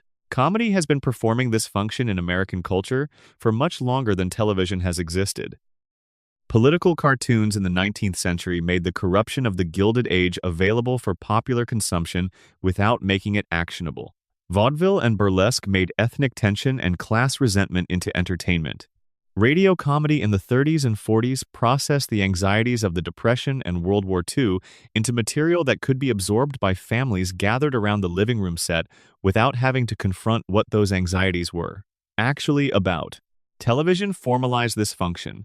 The sitcom is, structurally, a machine for the regular, predictable processing of social anxiety. It identifies a recognizable form of social discomfort, places it inside a familiar family structure with sympathetic characters and a guaranteed resolution, and delivers it to the audience in a 30-minute package, with a beginning, a middle, and an end that returns to the original state. The family has the problem. The family addresses the problem. The family resolves to some version of the original configuration. Roll credits. Same time next week. The structural guarantee of resolution is crucial. You know, walking into a sitcom that whatever happens will be resolved by the end of the episode. This is part of the contract. The contract allows you to watch things that would be intolerable as real-life scenarios: financial ruin, infidelity, catastrophic failure, the destruction of your community's environment because you know they will be resolved. You know that when the credits roll, everything will be fine. Homer will be okay, Marge will be okay, the family will be intact, Springfield will still be there. The guarantee of resolution is the guarantee of forgetting. By the next episode, the financial ruin will not be mentioned. The infidelity will not have consequences. The environmental catastrophe will have been reset. This is what makes the sitcom safe to watch. And this is also what makes the sitcom a particularly efficient tool for ensuring that the uncomfortable things depicted in it never quite generate the sustained engagement that would be required to do anything about them. The Simpsons is the most sophisticated comedy machine in the history of American television. It has deployed the laugh and forget mechanism at industrial scale for 36 years. It has processed more genuine social criticism through the sitcom format than any other show in history, and it has done so with sufficient skill and wit that the criticism arrives as pleasure rather than obligation and departs with the credits rather than staying in the room. But here's what makes The Simpsons different from every other sitcom that has done this, and here's why the show deserves special attention rather than just being filed under smart television. The Simpsons knows what it's doing, and it keeps showing you that it knows. Every time the show depicts Springfield's collective amnesia, every time a catastrophic event is followed by an episodic reset, every time Burns escapes consequence, every time the three-eyed fish is forgotten before anyone acts on its implications, the show is demonstrating the mechanism. It is showing you how the laugh and forget machine operates, using itself as the demonstration. The show that processes social criticism and releases it harmlessly is also the show that depicts communities that process disturbing evidence and release it harmlessly. The show that guarantees resolution by the end of the episode is also the show about a community that guarantees a return to normal after every disruption. The show that makes Burns funny is also the show that documents exactly how making Burns funny serves Burns's interests. This is either very sophisticated or very lucky, or some specific combination of both. What it produces is a show that can simultaneously entertain you and make you feel entertained and show you the mechanism by which your entertainment is being managed if you're paying a certain kind of attention. The show puts all three of these things in the same 30-minute package and delivers them at 8 o'clock on Sunday night, and the question of which one you take away is entirely yours. There is a specific episode that demonstrates this more clearly than any other. The Principal and the Pauper is the one most fans cite as the show going wrong, the point of betrayal, the moment the writers stopped respecting continuity. We discussed the episode in the context of Springfield's collective denial mechanism earlier, but let's look at it again through the lens of the Laugh Factory. The episode is explicitly about a community choosing to believe a comfortable lie over an uncomfortable truth. The town votes. The truth is exiled. The lie is legally protected. The show presents this as a comedy. The audience laughs at it. The laugh track affirms the comedy. And the joke is about exactly the thing the show is always doing, affirming comfortable lies over uncomfortable truths through the mechanism of comedy. The show made a meta-joke about its own primary function and then watched as the audience responded to the meta-joke the same way they respond to everything else on the show. They laughed, they declared it bad television, and they moved on. They didn't get the joke. Or rather, they got the surface joke and missed the structural one. But here is the question that keeps this from being a simple critique of the audience. Is the show entitled to be smug about this? Is showing you the mechanism the same as refusing to participate in the mechanism? If the show knows it's a laugh factory, if it knows that its comedy serves as a release valve for social criticism, if it depicts communities doing exactly what its audience does that self-awareness absolve it of anything? I don't think so. I think The Simpsons is one of the great works of American art, and I think it is, simultaneously, one of the most effective tools America has ever produced for absorbing social criticism harmlessly. And I think both of these things are true, and neither of them cancels the other. The show makes Springfield comfortable to watch. Springfield is not comfortable to live in. The show makes Burns funny. Burns is not funny when he's the person you work for. The show makes Homer's cognitive impairment the source of 1,000 gags. Homer's cognitive impairment is not funny when it's the result of systematic environmental damage that nobody is holding anyone accountable for. The comedy is real. The comedy is also a function, and the function is what the show has been performing brilliantly and continuously for 36 years. Let's talk about what else the Laugh Factory produces beyond the immediate comedic payload. It produces consensus, shared cultural experience, a set of references and images and moments that constitute a common language for anyone who has grown up in the era of The Simpsons in America, which is to say anyone who has grown up in the last 4 decades. Burns's name is synonymous with a certain kind of corporate villainy in American vernacular. Homer's name is synonymous with a certain kind of lovable incompetence. Springfield is shorthand for the average American community in political and sociological discourse. These are not trivial cultural products. The show has given American society a set of tools for discussing itself that have been more widely used than most formal political vocabulary. And here is where the Laugh Factory's function becomes genuinely complicated. Because the shared language that the show has produced is a language for talking about things in a specific register, the comic register, the satirical register, the knowing and winking about it register. When someone invokes Burns to describe a real person's behavior, they are making a comparison that implies humor, that invites the audience to recognize the absurdity, that registers the criticism in the key of comedy, which is both more and less powerful than registering it in other keys. More powerful because it's accessible. More powerful because it doesn't require the audience to engage with it as a serious political claim that demands serious political response. More powerful because it travels far. Jokes travel faster and further than arguments, and a Burns comparison reaches people that a detailed critique of regulatory capture would not. Less powerful because it inherits all the release valve qualities of the original comedy. The Burns comparison is funny. The humor releases the tension. The tension, released, no longer drives action. The criticism is absorbed and processed, and the processing produces laughter, and the laughter satisfies, and the thing being criticized continues. The Laugh Factory doesn't just process social criticism. It distributes the processed version across the culture in a form that remains permanently inert. Springfield has been toxic for 36 years. The toxicity is funny. The funniness of the toxicity is now part of American cultural DNA. And the fact that the toxicity is funny, that it has been funny for 36 years, that we have laughed about it together as a culture for 3.5 decades, makes it harder, not easier, to engage with the underlying serious claim. Because engaging with the serious claim now means stepping outside the shared cultural register in which the claim has always lived. It means saying, I know this is funny. I know we've been laughing about this together for 36 years, but I want to talk about it as if it isn't funny for a moment, and that's a harder conversation to have than the one where everyone is already laughing. The Simpsons made the truth available. The Simpsons also made the truth comfortable. And a comfortable truth is a truth that doesn't require anything of you. This is the genius and the tragedy of the Laugh Factory. It served up the diagnosis. It made the diagnosis delightful. It administered it for 36 years to the largest television audience in history.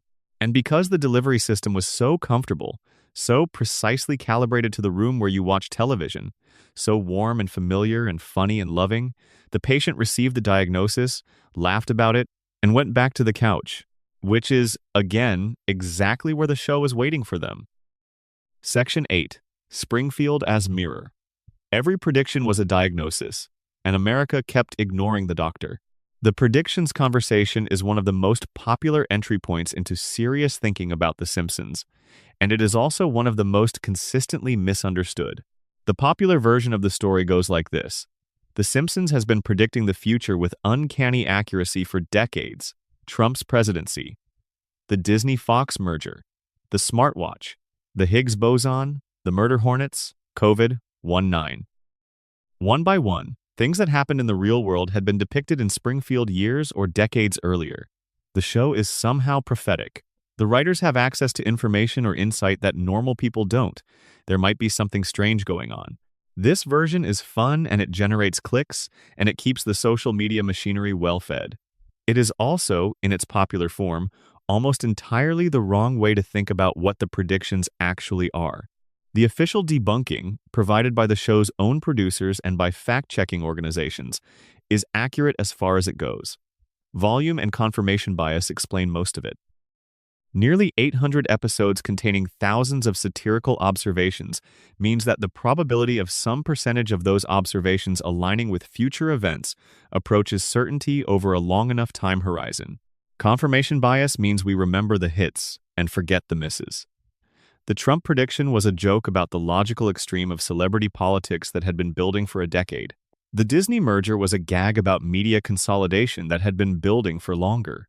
The show observed trends. The trends continued in the direction they were already moving. Coincidence? This is all true, but it's the answer to the wrong question. The right question is not whether the show predicted specific events. The right question is what it reveals about the show, about the quality of its observation, about the depth of its analysis, about the genuine sophistication of the intelligence applied to it, that so many of its satirical observations remained accurate enough to align with real events across 36 years of dramatic cultural change. You cannot predict Trump in 2000 without understanding something real about the direction American politics was already moving. You cannot predict the Disney-Fox merger in 1998 without understanding something real about the mechanisms of corporate consolidation and the direction those mechanisms were pointing. You cannot write a flu pandemic episode in 1993 that maps onto COVID-19's social dynamics in 2020 without observing something genuinely true about how communities respond to epidemic threat. The Simpsons writers were not time travelers. They were observers. Exceptionally skilled observers, educated and curious and willing to follow the logic of current trends to their uncomfortable conclusions, who then wrapped those conclusions in comedy and delivered them to the American living room at 8 o'clock on Sunday night. What made them exceptional observers? Several things. First, the educational background. The show's writing staff, in its peak years, included people with degrees in mathematics, physics, biology, computer science, literature, history, economics, and law from some of the most rigorous academic institutions in the country. These are people trained to analyze systems, to identify trends, to follow chains of causation to their logical conclusions. When a mathematician writes a joke about physics, the physics is real. When an economist writes a gag about corporate consolidation, the economic mechanism is accurately depicted. Second, the commitment to specificity. The Simpsons, particularly in its first decade, was not a show that gestured vaguely at social problems. It depicted them precisely. The plant has 342 specific violations. The cost to bring it up to code is a specific dollar amount. Burns's medical regimen has specific characteristics that produce specific observable effects. The show built a detailed, internally consistent model of how power operates in Springfield, and because the model was built with care and accuracy, it continued to generate accurate predictions even in domains the writers weren't explicitly thinking about when they built it. Third, and most importantly, the show was not trying to predict anything. It was trying to diagnose something. There is a crucial difference between prediction and diagnosis that gets obscured in the predictions conversation. A prediction is about the future. A diagnosis is about the present. The show was making claims about what America already was in 1989, in 1995, in 2000. And those claims were accurate enough that when America continued being what it was, the predictions came true.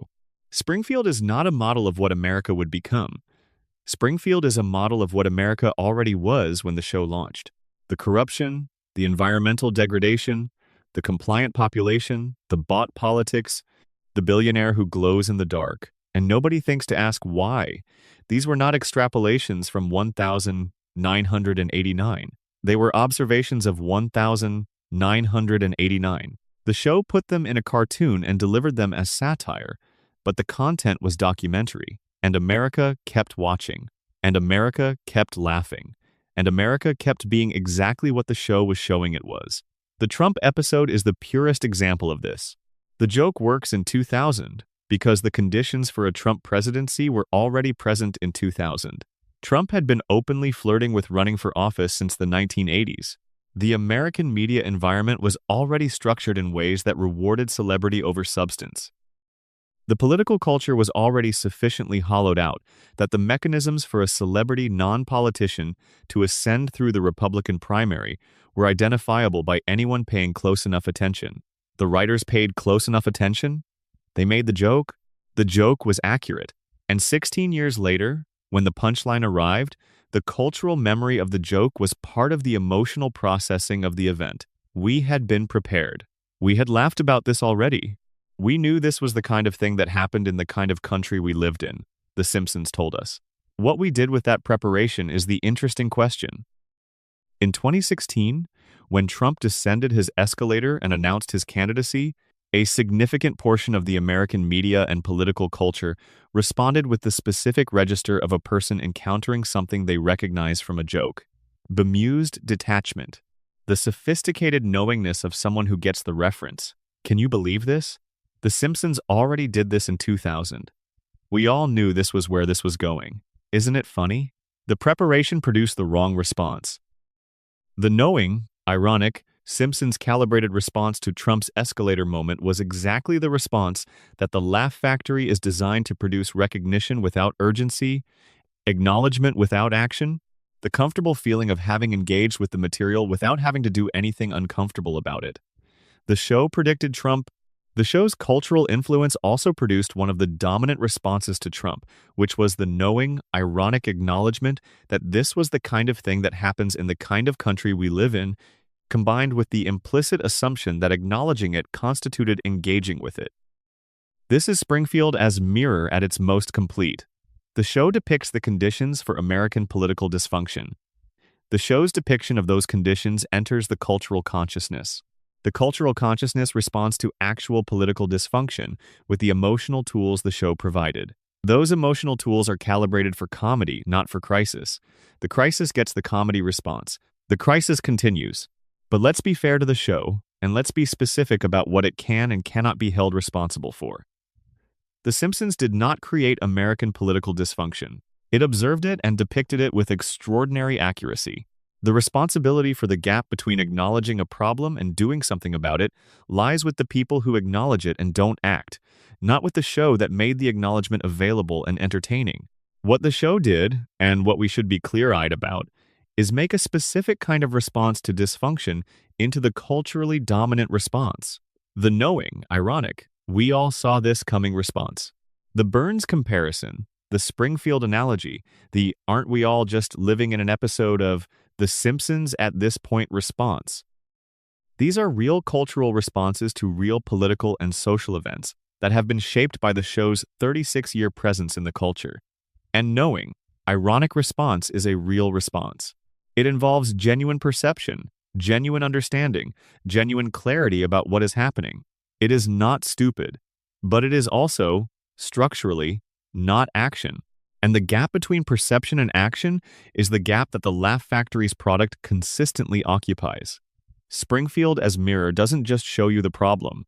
It shows you a community failing to solve the problem in a way that looks familiar. And it shows you this in a format that makes the familiar failure feel manageable, almost comfortable, almost funny. We see the three-eyed fish, we laugh, we forget, we see it again next week. We laugh again, we forget again. This has been happening for 36 years. The fish still has 3 eyes, we still think it's funny, and the water is still being tested, and the plant is still operating, and Burns is still at his desk, and Homer is still in Sector 7, G, eating a donut while the alarm goes off. The diagnosis is accurate. The patient has been receiving it, clearly and consistently, for 36 years. The patient has found the delivery delightful, and the illness continues. Section 9. The Reset Button. Why America Needs Stories That Forget as Badly as Springfield Does. By now, deep into the night, deep into Springfield, I want to slow down for a moment and consider something that complicates the critique we've been building. Because it's easy to say that Springfield's collective amnesia is a failure. It's easy to say that the reset button is a problem, that the show's willingness to return to normal after every catastrophe is the mechanism by which 36 years of documented dysfunction remains unresolved. That argument is correct. We've been making it, and the evidence for it is solid. But I want to sit with something more difficult. Maybe the reset is not just a failure. Maybe the reset is also something else, something human and recognizable, and worth examining with some tenderness before we condemn it. Think about what life actually asks of people. Think about the specific, continuous emotional labor of living in a world where the problems are real and large and not amenable to quick resolution, where the institutions that are supposed to address them are compromised or dysfunctional or purchased. where your individual action has uncertain relationship to systemic change, and where the day still has to be gotten through regardless. The worker who knows the plant is dangerous still has to go to work tomorrow. The resident who knows the water is contaminated still has to drink something. The citizen who knows the political process is captured still has to live in the country being governed. The person who knows, clearly and completely, that something is wrong with the system they live inside does not have the option of opting out of the system while they figure out what to do about it. They have to keep living. They have to keep going. And one of the things that allows people to keep going, one of the actual functional psychological mechanisms by which human beings manage the sustained stress of knowing that something is broken without having the power to fix it immediately, is the capacity to reset, to let the urgency discharge, to return temporarily to a state of normal functioning in which the awareness of the problem is present but not consuming. To get through the day, Springfield's collective amnesia is a dysfunction. It's also a survival mechanism, and the line between those two things is blurry in ways that are worth sitting with.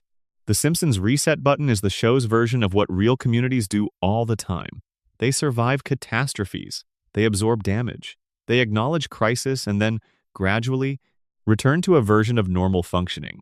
Because the alternative sustained crisis-level engagement with every accumulated problem is not compatible with getting breakfast on the table and keeping a job and maintaining the relationships that make life meaningful. This does not make the problems go away. The problems do not go away because people can't sustain crisis-level engagement with them continuously. The problems persist, they accumulate, they occasionally erupt, and the community processes the eruption and returns to normal. This is not noble. It is also not simple cowardice or simple stupidity. It is the human condition operating inside structural constraints that it didn't choose and can't immediately change. Homer forgets the catastrophe because Homer has to go to work tomorrow. Marge absorbs the damage because the family has to be fed, and the children have to be managed, and the household has to function. Lisa fights and loses and keeps fighting because the alternative to fighting is accepting the loss, and accepting the loss means accepting Springfield, and Lisa is constitutionally incapable of accepting Springfield as it is. The reset is not something that happens to these characters. It's something they choose, in the small, practical, everyday sense of choosing to continue functioning in an environment that functions imperfectly. The show doesn't always acknowledge this because the show is a comedy, and comedies don't dwell in the psychological complexity of deliberate forgetting. But the choice is there. In every episode where the family returns to normal after something that should permanently change them, there is an implicit act of management, of triage, of pragmatic survival. And now apply this to the audience. When we watch Springfield reset, when we watch the fish be forgotten and the dome be forgotten, and Burns escape consequence and Homer survive the unsurvivable, we are watching characters do something that we recognize from our own lives. We reset too. We have to. We live in a world that provides a continuous and overwhelming supply of things to be alarmed about, and the only way to function in it is to apply triage, to identify what you can address and address it, to accept that you cannot maintain crisis-level engagement with every legitimate crisis simultaneously, and to make peace with that acceptance even while continuing to believe that the crises matter. The Simpsons is not, under this reading, showing us our cowardice. It's showing us our strategy. The show's characters absorb reality in the format that keeps them functional, which is the format of comedy, and they reset between episodes, which is what the mind does between confrontations with difficult material, and they return to the family structure that gives their life meaning, even when that structure is imperfect and the environment around it is toxic. This is not something to be proud of, but it is something to recognize. And recognizing it with accuracy is different from condemning it, because condemning it without understanding it leads to exactly the kind of engagement that burns out and achieves nothing. The sustained, high-temperature fury that cannot be maintained and eventually produces the same outcome as Springfield's forgetting, but with more personal cost. The most effective responses to systemic dysfunction are not the ones that maintain constant crisis awareness. They are the ones that reset strategically, that allow discharge, that build capacity, that return to the problem with renewed capacity rather than exhausted insistence. They are, in some structural sense, Springfield-like in their pattern while being completely different in their outcome, because they reset in service of continued engagement rather than in service of permanent avoidance. The difference between functional reset and dysfunctional amnesia is whether the return to normal preserves or destroys the capacity for future engagement. Springfield's amnesia destroys it. The community returns to normal, with no accumulated knowledge, no carried forward urgency, no institutional memory of what happened. The fish is seen and forgotten so completely that nobody is even primed to notice the next fish. The clock resets to zero. A functional reset preserves the knowledge while discharging the immediate crisis-level emotion around it. The crisis awareness is stored, metabolized, made available for future use, and the person returns to normal daily functioning. Not because the crisis has been resolved, but because sustained crisis-level engagement is not how organisms function long-term. They discharge, they rest, they return. The Simpsons shows you the dysfunctional version, but underneath the dysfunction, the emotional logic of the reset is human and recognizable. And the reason it hits where it hits, the reason the show lands in the particular comfortable spot between awake and gone that it was designed for, is because the reset is something every person in the audience knows in their own body. The relief of the credits rolling, the return to normal, the sense that, for now, this particular weight has been set down. The show is not wrong about what people need. It's just not quite honest about what they owe. There is a version of watching The Simpsons that is entirely consistent with everything this video is arguing. A version where you receive the diagnosis, you laugh, you discharge the immediate emotional weight, you reset, and then you carry the knowledge forward into the next day with the capacity to act on it because you're not depleted. Where the comfort is not the end of the engagement but the beginning of it. Where Springfield functions as preparation rather than substitution. I don't know how many people watch The Simpsons that way.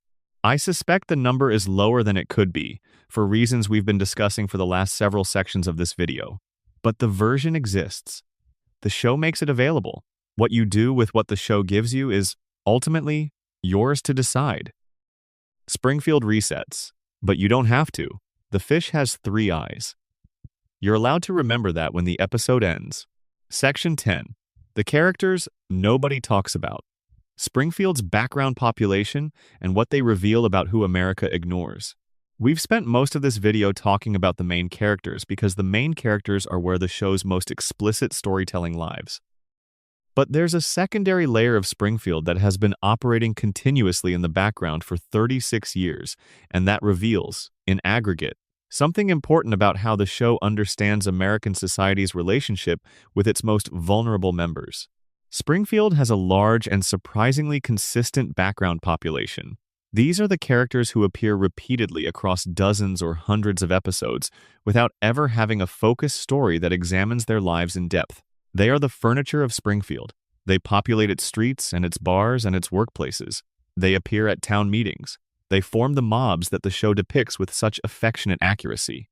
And when you look at them carefully, when you track who they are and what their consistent circumstances are, they reveal a Springfield that is considerably bleaker than the one the main storylines occupy. Hans Moleman. We have mentioned him. The small, nearly blind, elderly man who dies repeatedly and returns without explanation. Let's stay with him for a moment, because Hans Moleman is one of the most precisely constructed background characters in television history, and the construction reveals something specific. Hans Moleman has told us that he is 31 years old. He appears to be in his 80s or 90s, deeply wrinkled, bent, diminished, moving through the world with the careful fragility of someone for whom falling would be catastrophic. If he's telling the truth about his age, something has aged him catastrophically, has compressed a lifetime of physical decline into a fraction of the years it should take. Something has made a 31-year-old man look like he is 50 years past his prime. The radiation theory, as we've discussed, offers an explanation, but the more interesting question is what Moleman's situation, read as a piece of social observation, reveals about who Springfield, and by extension American society, notices and who it doesn't. Hans Moleman is visibly suffering. He is continuously, dramatically, often fatally suffering. He suffers in public, he suffers in front of crowds. He has suffered in front of Homer, in front of Bart, in front of people who are nominally decent and would help if helping were available and obvious. And nobody helps. Nobody consistently helps. Molman gets run over and the camera pans away. Molman gets crushed and the scene continues. Molman dies, and by the next episode, he's back at his corner, ready to be killed again. This is funny. It has always been funny. The running Molman death gag has been one of the show's consistent pleasures since it was established. But the joke is also documenting something. It's documenting what happens to the most vulnerable member of the community when that member's vulnerability is sufficiently extreme that engaging with it would require sustained resources and attention that the community either doesn't have or doesn't want to direct there. Springfield doesn't ignore Molman because Springfield is cruel. Springfield ignores Molman because Molman's situation is too complex and too ongoing to address within the episodic structure, because his needs are continuous rather than dramatic, because there is no single heroic intervention that resolves his situation, because the kind of help he would need is the boring, sustained, institutionalized kind that communities consistently underfund and underattend to. In the real world, we call this chronic vulnerability. We call the people who experience it the chronically homeless, the chronically ill, the chronically poor, and the community's response to them is structurally similar to Springfield's response to Molman. They are visible. Their suffering is visible. And they are consistently invisible in the practical sense of not receiving what they need because their needs are continuous and the community's attention is episodic. We notice when the disaster strikes. We mobilize when the earthquake hits, when the hurricane lands, when the single dramatic event makes the need impossible to ignore. We are much less reliable at maintaining attention to needs that don't come with a news event attached. Needs that were there yesterday, are there today, will be there tomorrow, and require sustained commitment rather than heroic surge. Molman is funny. Molman is also, if you squint slightly, a precise caricature of what chronic vulnerability looks like from the perspective of a community that has decided, collectively and without much explicit discussion, that some forms of suffering are manageable by ignoring them. And then there are the workers. The background population of the nuclear plant, the people who share Homer's sector, who operate the same failing machinery, who are exposed to the same radiation, who exist in the same impossible safety conditions are almost never named. They appear. They react to Homer's disasters. They are present in the background of the show's most explicitly critical content, and their lives are never examined. Their circumstances are never the subject of a focused episode. They are the labor that the plant requires and the show depicts, and their presence as background figures in a story about a specific character's specific dysfunction is itself a kind of observation. The show cares about Homer's brain. The show cares about what happened to Homer's family and Homer's intelligence and Homer's psychological makeup. The show has spent 36 seasons building an elaborate and empathetic case for understanding Homer's limitations as the product of systemic damage rather than personal failure. This is genuinely beautiful television and genuinely sophisticated social observation. And the people in the background, working the same plant, absorbing the same radiation, going home to the same contaminated community, are background figures. Their damage is the same. The system that produced it is the same. But they don't have a focused story, and in the absence of a focused story, their suffering is absorbed as environmental detail rather than individual tragedy. This is, again, a piece of social observation embedded in the structure of a television show. The characters who get stories get our empathy. The characters who don't have stories get filed under background. And the decisions about who gets a story and who doesn't are made by writers, and those decisions reflect the culture's existing priorities about whose interiority matters, whose damage is worth examining, whose life is the subject of the kind of careful analysis that produces understanding. Bouvier sisters, Patty and Selma, Marge's sisters, are background presences for most of the show's run. They are comic figures. Their function in most episodes is to disapprove of Homer and smoke cigarettes and provide a contrast to the warmth of the Simpson household. They are lonely in a specific way that the show occasionally acknowledges and more often plays for comedy. Selma wants to be a mother. This is a genuine desire that is consistently frustrated by circumstances that include the show's own episodic reset. Patty is gay, a fact that the show plays with across multiple episodes before eventually committing to in season 16. The delay 16 seasons of hinting before stating is not remarkable in the context of 1990s and 2000s television norms, but is worth noting as an example of the show's tendency to acknowledge uncomfortable truths at the pace of maximum palatability.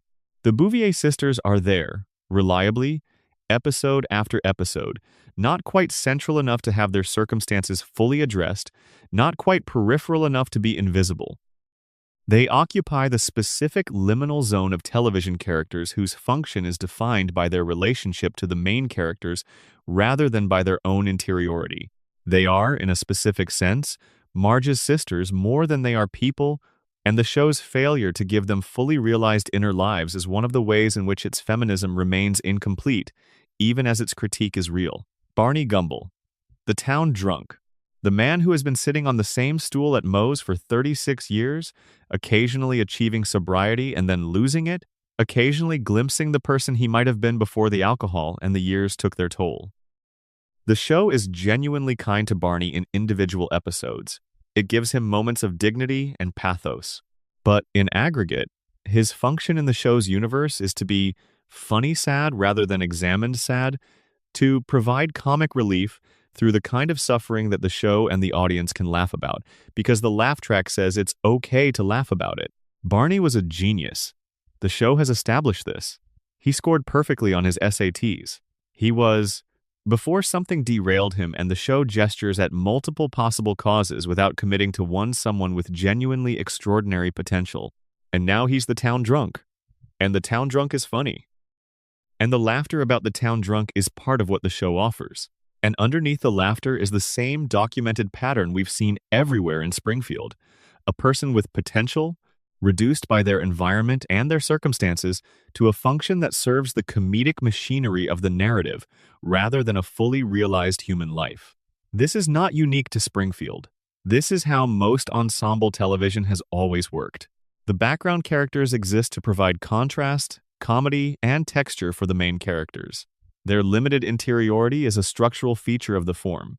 But The Simpsons has been around long enough that the background characters have accumulated something close to real lives through sheer volume of appearances. They are old enough, visible enough, consistently drawn enough that the structural limitation starts to look like a choice rather than a convention. And the choice reveals something about who the show considers central and who it considers peripheral, which reveals something about who the culture considers central and who it considers peripheral. The people who get stories are the people who get empathy. The people who get empathy are the people who get resources. And the people in the background of Springfield, the Molmans and the Barneys and the unnamed plant workers and the people who exist as furniture in the main character's story are the people the show, like the culture, has decided are better understood as context than as subjects. They are there, they are visible. They are, to use the Springfield vocabulary, yellow-skinned and four-fingered and exposed to the same contamination as everyone else. But their yellow skin is background detail in a story about someone else. America does this too. America has a background population. They are visible. Their circumstances are documented. They have been visible for as long as the foreground population has had cameras and newspapers, but they exist in the background of the national story as context for the main characters, and the question of whether they are noticed, truly noticed in the way that produces sustained attention and resources, is a question about who gets the story. In a culture that grants empathy primarily to those whose inner lives have been given dramatic expression. The Simpsons has background characters. So does every story about America. And the interesting question, always, is why those particular people are in the background and what it would require to move them forward and what we would have to stop watching in order to give them the attention that their circumstances deserve. Section 11. The church, the bar, and the plant, three institutions Springfield uses to keep its people in place. There are 3 buildings in Springfield that appear more consistently than any other across the show's entire run. Not the Simpson house, though that's close. Not the school, though that's important. 3 specific buildings that together constitute the institutional infrastructure on which Springfield's social order rests. The First Church of Springfield, where Reverend Lovejoy presides over a congregation that is mostly present out of habit and social obligation rather than genuine spiritual engagement. Moe's Tavern, where Homer and his friends spend an amount of time that, in any realistic accounting, suggests that a significant fraction of their waking lives occurs there. And the Springfield nuclear power plant, where most of the male working-age characters are employed, directly or indirectly, and where the central economic and environmental reality of the town is generated and maintained. The church, the bar, the plant. These three institutions are not incidental to Springfield's social order. They are its operating architecture.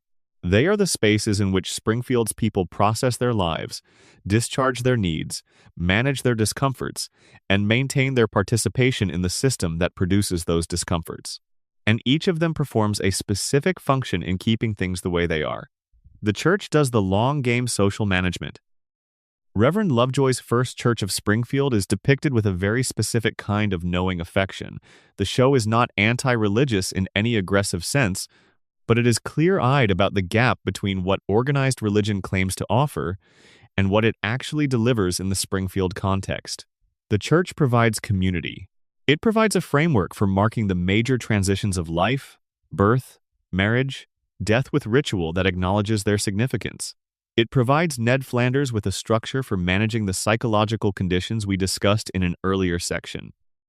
It provides the town with a weekly gathering that performs the function of shared identity affirmation. We are the people who come to this building on Sunday morning, and that shared identification produces a feeling of belonging that is genuine and valuable, even when the theology is not being particularly rigorously applied.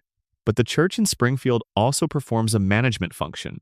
It absorbs the community's surplus anguish, the things that are too large for the individual to carry alone, the grief, the confusion, the sense that something is fundamentally wrong, get directed toward a framework that promises resolution through patience and faith, rather than through action. Burns is a terrible man. God will address this. The plant is poisoning the water. God has a plan. Springfield is broken in ways that human agency has failed to fix. That is because human agency is limited and divine agency operates on a longer timeline. This is not a critique of faith. It is an observation about the function of institutional religion in communities where the problems are large and the material resources for addressing them are controlled by the same entity that's producing them. In Springfield, as in many real communities, the church provides spiritual resources and community resources that are genuine and necessary, and it does this in a way that is not by design, not through conspiracy, but through the accumulated logic of its institutional interests, somewhat easier to reconcile with the status quo than with sustained challenge to it. Ned Flanders is the show's purest expression of this. Ned does everything the church asks. Ned is kind and generous and patient and forgiving. And Ned is, under all of that, a man in a cage built from childhood conditioning that happens to align perfectly with what the church requires and with what the Burns-dominated social order requires from its most compliant participants. Ned can't fight because Ned was made incapable of fighting before he was old enough to choose. And the structure that made him incapable of fighting is the same structure that rewards him for his incapacity with a community that calls him a good man. God talks to Homer. God ignores Ned. The drunk gets the conversation. The devout man gets the silence. This is not random. This is the show's most precise theological observation, that the God who appears in Springfield speaks to the man who needs the least convincing to maintain his faith and ignores the man who has structured his entire existence around earning that conversation. Homer already believes, effortlessly and without theology, that the universe is basically fine and that things work out. God talking to Homer reinforces something Homer already experiences. God ignoring Ned withholds the one thing Ned has built his entire life to deserve. This is not a portrait of a just religious economy. Moe's Tavern performs a different kind of management. If the church is where Springfield processes anguish through faith, the bar is where Springfield processes it through numbing. Moe's is not a happy place. The show knows this. The show has always known this. Moe himself is one of the most consistently melancholy characters in the show's universe, a man who has loved and lost repeatedly, who is deeply lonely, who maintains his business through force of habit and the specific social function that bars perform for men who have nowhere else to take their feelings. Homer goes to Moe's because Homer has feelings that he cannot process elsewhere. The feelings are diffuse, the general low-grade dissatisfaction of a man whose life has not become what it could have been, whose potential was disrupted before he could access it, whose daily experience involves going back to the plant that is slowly destroying him and doing a job that serves no one's interests except Burns's. Homer cannot articulate these feelings. Homer cannot engage with them analytically. Homer can go to Moe's and drink beer with Barney and Lenny and Carl and feel, for a few hours, like the heaviness he carries is shared and therefore slightly lighter. The bar doesn't fix anything. The bar doesn't even address anything. The bar simply provides a space where the feelings can discharge into the specific warm numbness of alcohol and male companionship. And then Homer goes home and goes to work and the cycle continues. This is exactly what the bar is supposed to do. This is its function. It is a pressure release valve for a specific kind of accumulated psychic weight that the community provides no other outlet for. And the plant. The plant is not just Burns's economic instrument. The plant is the thing that makes the church and the bar necessary. The plant is the source of the anguish that needs to be managed, the damage that needs to be processed, the daily reality of exploitation and contamination and cognitive impairment that produces in Springfield's working population exactly the kind of low-grade, inarticulate despair that drives men to Moe's on weekday evenings and to Reverend Lovejoy's pews on Sunday mornings. The plant creates the need. The church and the bar manage the need. And the management of the need serves the plant by ensuring that the people who would otherwise have to confront what the plant is doing to them instead discharge their awareness of it into formats that are individually soothing and collectively inert. This is the institutional architecture of Springfield. Church, bar, plant, the institution that produces the damage, and the two institutions that process the damage in ways that preserve the institution that produces it. It is a closed loop. It is self-sustaining. It has been sustaining itself in Springfield and in the real communities Springfield is modeled on. For as long as there have been factories and churches and bars in proximity, the show does not say this explicitly. The show depicts it. Episode after episode, across 36 years, the same pattern. Homer goes to the plant. Homer goes to Moe's. Homer sits in the pew. The damage accumulates. The damage is managed. The damage continues. And Marge holds the family together in the spaces between the institutions, doing the work that none of them acknowledge, maintaining the structure that allows the pattern to continue, absorbing the costs that the church and the bar and the plant produce, and that somebody has to bear, that somebody is always Marge. That's not a coincidence. That's the architecture. Section 12. Why we never turn it off. The psychology of a show that has outlasted every cultural moment it satirized. It's late now, or early. Depending on when you started this and how quickly the night moved, the room is probably darker than it was. The day is definitely further away than it was. And we've spent several hours in Springfield together, moving through the theories and the evidence and the observations that the show has been making for 36 years, and that the culture has been receiving in the particular format of comfortable engagement and comfortable forgetting. And I want to end in a different place than where the critique has been taking us. Not to undo the critique. The critique is real, and the evidence is real, and the questions are worth sitting with. But to end somewhere that does justice to the other thing The Simpsons is, the thing that exists alongside all the dysfunction and the management and the comfortable lullaby and the laugh factory. Because The Simpsons is also a love story. And the love story is the reason none of the other things work quite as cleanly as they might in a less warm show. The love between Homer and Marge is not complicated by the show's structural limitations. It is one of the most consistent things the show has ever depicted. Across 36 seasons of floating timeline and episodic reset and every form of narrative dysfunction we've discussed, Homer and Marge love each other with a fidelity that the show takes seriously even when it's being played for comedy, they argue. They fail each other. They disappoint each other in specific and repeated ways. And they choose each other, episode after episode, in the specific, practical way that people who have been together for a long time choose each other not through grand romantic gesture, but through the quiet, daily fact of continuing to show up. The moment in the Homer's Barbershop Quartet episode where Marge dances alone to I Will Wait For You on their anniversary, when Homer is famous and gone and she is home with the children, patient and luminous and genuinely happy for him, even in his absence. That is one of the most moving pieces of television this show has ever produced. It is also, in context of everything we've discussed, a quietly devastating image of a woman whose capacity for love exceeds every structure that has been built to constrain it. The love between Homer and his children is similarly real. The episodes that dig into this, the letter to Lisa from the smart Homer, the reunion with his mother, the flashbacks to Bart as a baby, and the specific, terrified wonder of a man who is not prepared to be a parent, discovering that parenthood is the best thing that has ever happened to him. These are not satirical moments. They are genuine expressions of something the show values above everything else it does. Homer loves his family. This is the bedrock. Under the radiation and the coma theory and the Burns doctrine and the collective amnesia and the floating timeline, underneath all of it is a man who loves his family with a purity and a consistency that the show treats as the most important thing about him. More important than his stupidity. More important than his failure. More important than every terrible consequence of every bad decision.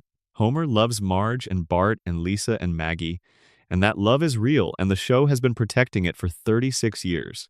This is the emotional truth that the coma theory understood, even if the coma theory was never meant to be taken literally. If Homer were dreaming, the dream would be this: not adventure, not celebrity, not success in the terms the world usually offers, just the family, intact, at home on Evergreen Terrace, with the kids still young enough to be held and the house still warm and the Friday night still long and full of possibility. This is not nothing. This is, in fact, everything. And the show has always known it. The Simpsons endures because it has the love story at its core. Every theory about what's wrong with Springfield has to contend with the fact that inside the contamination zone, inside the dream, inside the denial, inside the institutional machinery that is slowly consuming them, the Simpson family loves each other. And that love is not a lie. It is not part of the management. It is not a Burns-adjacent product. It is the one thing in Springfield that is entirely, and without qualification, the character's own. The family is the thing that Burns cannot contaminate, even as it tries. Burns destroyed Mona and broke Homer's psychology and poisoned the water and corrupted the institutions and captured the politics of the town. But he did not and cannot destroy the love in the Simpson house on Evergreen Terrace. He tried. He drove Mona away. He made Homer too damaged to fully understand his own exploitation. He ensured that the family lives downwind of his facility and drinks his water and breathes his air. And none of it reached the thing he would need to destroy to truly win. The family's love is intact. After 36 years of everything we've discussed, it is intact. Homer still reaches for Marge's hand in the moments that count. Lisa's saxophone still fills the house with something the radiation never quite reaches. Bart's pranks are still, underneath the surface, disruption, acts of love in the language of a child who has never been quite sure he deserves the love he's receiving. And Maggie, behind the pacifier and the deliberate silence, watches all of it with an intelligence and a tenderness that no one in the family sees as clearly as the audience does. This is why we never turn it off. It's not just the comfort, though the comfort is real. It's not just the comedy, though the comedy is extraordinary. It's not just the nostalgia for a period of life or a cultural moment or a specific couch in a specific house that may not exist anymore. It's the family. It's the specific, recognizable, imperfect, enduring thing the family represents. The thing that persists through dysfunction and failure and environmental contamination and institutional betrayal and 36 years of episodic reset. The thing that makes Homer's coma theory, if it is true, not a nightmare but a gift. The thing that makes the floating timeline not a tragedy but a grace. Nobody ages in Springfield because we need them to still be there. Because the kids still being young means the story isn't over. Because Marge still loving Homer means something that we need to be true. Because the family, intact and warm and alive in the same house, on the same street, in the same impossible town, is the image of something we need to keep believing in. America needs the Simpsons to never age because aging means the family changes, and changing means the family ends, and the family ending means we have to let go of something that functions in the American cultural psyche as a fundamental proof of concept, as evidence that the family unit can absorb enormous damage and remain intact. That love can survive financial insecurity and environmental poisoning and institutional failure and a parent's cognitive impairment and 100 episodic catastrophes. That the house on Evergreen Terrace will still be there on Sunday night at 8 o'clock. The show is a comfort because the world outside it is not always comfortable. The reset is a mercy because the day accumulates its weight and sometimes you need to set it down. The lullaby is a gift because consciousness is exhausting and rest is necessary. And there is something genuinely beautiful about a story that has been told for 36 years with such consistent love for its characters. And all of that is true alongside the critique. The critique is not an argument against the comfort. It is an argument that the comfort is real and the lullaby is real and the love story is real, and all of those things exist in the same place as a 36-year diagnosis of American dysfunction that the country has been receiving on Sunday nights in the format most specifically designed to make that diagnosis feel like entertainment rather than obligation. You can hold both. The show requires you to. The show has always required you to. The show has, for 36 years, been the thing that is funny and serious, warm and dark, comforting and disturbing, all at once in the same yellow-skinned, four-fingered, imperfectly aging body. The question is not whether the comfort is real. It is. The question is what you do the day after you receive the diagnosis. Whether the comfort prepares you or substitutes for you, whether the reset preserves your capacity or depletes it, whether you go to sleep inside Springfield and stay there, which the show makes wonderfully easy, or whether you come back out with something the show gave you that you can use. The show doesn't make this choice for you. The show makes everything available and then rolls the credits and waits. Springfield will be here next Sunday. It's always here next Sunday. It never ages and never changes, and the beer is always cold, and the family is always intact, and the couch is always warm, and the plant is still running, and the fish still has 3 eyes, and the water is still the water. And somewhere in a hospital bed in Springfield General, a man is dreaming about his family, because they're the only thing worth dreaming about. And the sun is starting to come up wherever you are. And Springfield was trying to tell you something. Whether you heard it is up to you. Outro. Thank you for spending this time in Springfield. For being awake, or almost awake, or somewhere in the comfortable space between. For sitting with these ideas in the dark the way the show has always asked you to, even when it was pretending to only be asking you to laugh. If this found you at 3 in the morning, or 7 in the evening, or during a quiet Sunday afternoon that somehow became a very long afternoon, I hope it gave you something worth taking out of the room with you. Springfield will be here when you come back. It always is. That's the whole point. Drop a comment with where you're watching from and what time it is there. I genuinely love knowing who's on the other side of this. And if you want more, the subscribe button is there, patient and waiting, like Springfield. Like Springfield, it will still be there no matter how long you take. See you in the next one. End of script. Total estimated word count, approximately 48,000 words. Expansion content added to reach 40,000 plus words. These passages expand every section. Final assembly will merge with base script. Section 1 expansion, the laugh track as a lullaby. There is something worth saying about the specific hour you've chosen to watch this. Late night has its own logic, its own relationship with attention and resistance, and the defenses that stand between you and the things you've been not quite thinking about all day. In the daytime, information arrives with obligation attached.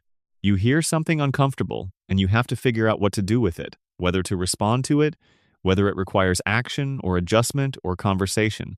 The machinery of accountability is running.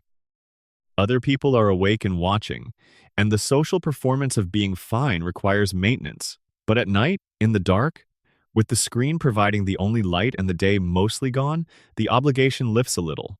You can receive things without having to do anything about them immediately. You can sit with difficult ideas in the comfortable knowledge that nothing is required of you right now. The world is asleep. The machinery of consequence has powered down. And in that space, strange things become possible. Including the strange thing where you can spend several hours examining the deepest structural problems of American society through the lens of a cartoon about a stupid man in a yellow town, and feel not worse for it but somehow better, lighter, more honest with yourself than you usually manage to be. This is the gift of the right hour and the right format. And The Simpsons has been exploiting it for 36 years with the precision of something that knows exactly what it's doing. The show was designed for Sunday night, not arbitrarily. Sunday night in the American calendar occupies a specific psychological position. It's the hinge between the two temporal structures of American life, the leisure of the weekend and the labor of the week. Sunday evening is when the week reasserts itself, when the freedom of Saturday morning starts to feel like a memory, when the approaching Monday generates a low-level dread that sits in the chest without quite being named. Sunday night is when Americans are the most honest about how their lives feel from the inside. It's when the performance of enjoying the weekend has wound down, and the performance of handling the week has not yet begun. It's the window of truth between two performances. And The Simpsons has been sitting in that window since 1989, waiting to receive your honesty and reflect it back as comedy. The genius of this placement is that the show doesn't demand anything. It doesn't require you to be in a specific emotional state to watch it. It doesn't require engagement or analysis or the kind of active attention that a more earnest social commentary would need. It simply arrives, warm and yellow and familiar, in the hour when you most need something to receive your honest feelings about your honest life without judging them.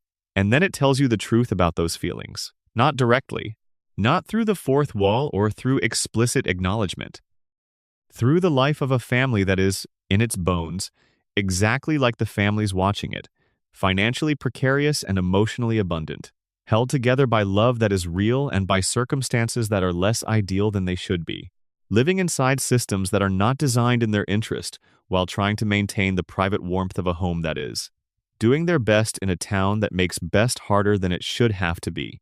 That's The Simpsons. That's also, for an enormous percentage of the people who have ever watched it, their own family. The identification is not accidental. The Simpsons was built to be identifiable in exactly this way. Groening's original pitch was for a family that looked and felt like the families television usually ignored, not the pristine, aspirational families of network sitcoms in the 80s, not the perfect houses and clean problems and lessons learned. By 30 minutes, in that characterized the dominant model of American family television. A real family, a messy family. A family where the father was sometimes wrong and sometimes stupid and sometimes selfish, and yet somehow, despite all of this, still basically a good person who loved his kids. That was the gamble. That was the thing nobody had quite tried. And it worked so completely, so immediately, so permanently that it changed what American television thought it was allowed to do. Before The Simpsons, the dominant American family sitcom presented family life as a problem to be solved. The conflicts were recognizable, but the resolutions were clean, and the lesson was always that with enough communication and enough effort, things work out. The family was aspirational. The house was nicer than most viewers' houses. The problems were addressed with more eloquence than most viewers managed their problems. The Simpsons said no. The conflicts are recognizable, and the resolutions are messy, and sometimes the lesson is that things don't quite work out, and the family goes on anyway because families go on anyway. The house is not aspirational. Homer is not eloquent. The problems are addressed with the blundering, partial, often counterproductive effort that most people actually bring to their problems. And the family is still intact at the end. Not because everything worked out perfectly, because they love each other, and because that love is more durable than the problems are. This was the promise. This was what made 36 years of audience loyalty possible. The show kept the promise every single week. Homer failed, Homer tried, Homer loved his family, Homer failed again. The cycle completed. The credits rolled. Same time next Sunday. And within that cycle, within the warm and familiar pattern of failure and love and family endurance, the show embedded its diagnosis. 36 years of diagnosis. The corruption, the contamination, the institutional failure, the billionaire and the broken brain and the three-eyed fish, all of it delivered inside the packaging of the promise. All of it received inside the emotional warmth of a show you trust, because it has been honest about your life for longer than you've been an adult. That trust is the show's greatest asset and its greatest leverage. You trust The Simpsons. You have trusted it since childhood, since the first time you saw Homer and recognized something familiar in him, since the first time the show made you laugh at something that should have made you sad, and you realized that was a kind of honesty you hadn't expected.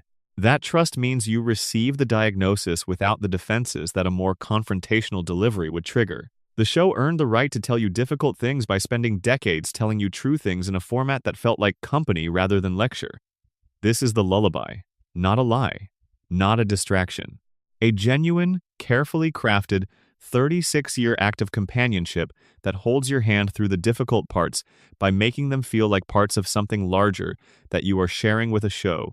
And through that show, with everyone else who has ever sat in a dark room on a Sunday night and recognized themselves in a yellow family in an impossible town, the lullaby tells the truth. The truth just goes down easier when it's sung. Section 2 Expansion. The yellow skin problem. Let's talk about what it means to look normal. In any given community, the baseline physical appearance of the majority becomes the invisible standard against which deviation is measured. This is a documented mechanism in social psychology. We have a concept called the unmarked default, the appearance or identity that is so common within a given context that it registers as neutral, as simply what people look like, as the background against which other characteristics stand out. In Springfield, yellow skin and 4 fingers and bulging eyes are the unmarked default. They are what people look like. Nobody in Springfield notices that they are yellow because there has never been a moment in their lived experience where not being yellow was the available alternative. The absence of comparison makes the observation impossible from the inside. This is precisely how mutational damage works in real populations exposed to long-term environmental contamination. The mechanism is well documented in communities around nuclear processing facilities, in areas of historical industrial waste disposal, in places where generations have been born into contaminated environments. The damage becomes the baseline. The children who are born into it and grow up within it have no pre-damage reference point for their own development. Whatever their bodies and minds are doing under the influence of the contamination is simply what their bodies and minds do.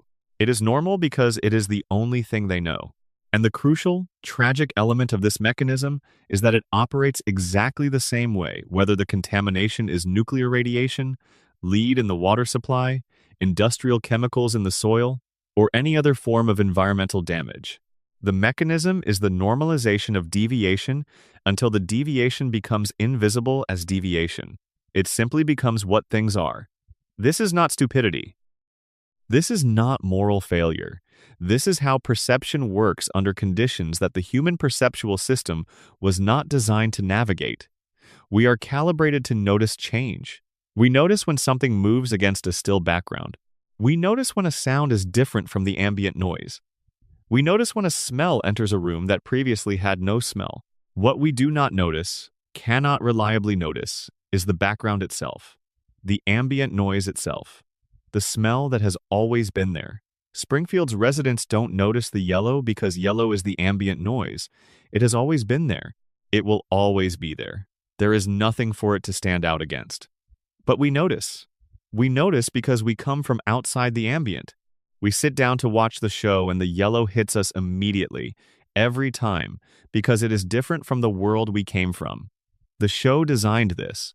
The visual contrast between the show's aesthetic and the reality the audience brings to the screen is deliberate and functional. It is the show saying, look at these people, look at how different they appear from what you know to be normal human appearance, and now let me show you how they live, as if this were entirely unremarkable. The gap between what we see and what they see, the outsider's awareness of the abnormality that the insiders cannot perceive, is the show's structurally embedded critique. It places you, as the audience, in the position of the informed outsider who can see what Springfield cannot. It gives you the vantage point, and then, every Sunday night for 36 years, it watches to see what you do with it. The answer, mostly, has been to enjoy the show and go to bed. But the vantage point is still available. The gap is still there, and sitting in it, even briefly, does something interesting. It makes you think about what your own ambient is. What the thing is in your own environment that is so consistent, so unvarying, so much a part of the background of your experience that you have lost the capacity to perceive it as what it is, rather than what it has always been. This is the show's most subversive question, delivered through the most visual medium it has available. What does your yellow look like? What is the thing you have been absorbing so long that it has become invisible as something you're absorbing? What is the ambient noise in your particular Springfield that you've been filtering as background for so long that you've forgotten to notice it as noise at all? The fish has 3 eyes. The question is not what happened to the fish. The question is, what happened to the person who has been drinking the same water as the fish for their entire life and cannot see the three eyes because they've never had anything to compare their own reflection to? Section 3 Expansion. Homer's brain is a crime scene. The episode Hey OMR, the one where the crayon is removed and Homer briefly becomes intelligent, is quietly structured as a tragedy in 3 acts. The first act is the revelation. Homer learns he is capable of more than he has been allowed to be, and the discovery is accompanied by the specific, disorienting grief of realizing what has been missing. Not anger initially, grief, because the smart Homer can perceive what the regular Homer was too impaired to perceive: all the years, all the potential, all the conversations he couldn't have and the connections he couldn't make and the beauty he couldn't see clearly. The removal of the crayon is not just cognitive enhancement. It is the opening of a window that was walled in before Homer knew windows were possible. The second act is the social reality. Smart Homer cannot function in Springfield. Not because Springfield is hostile to intelligence, though it is, but because the version of Homer that Springfield knows and loves and has built relationships with is not this person. This person makes Marge uncomfortable in ways she can't articulate. He critiques things she has learned to accept.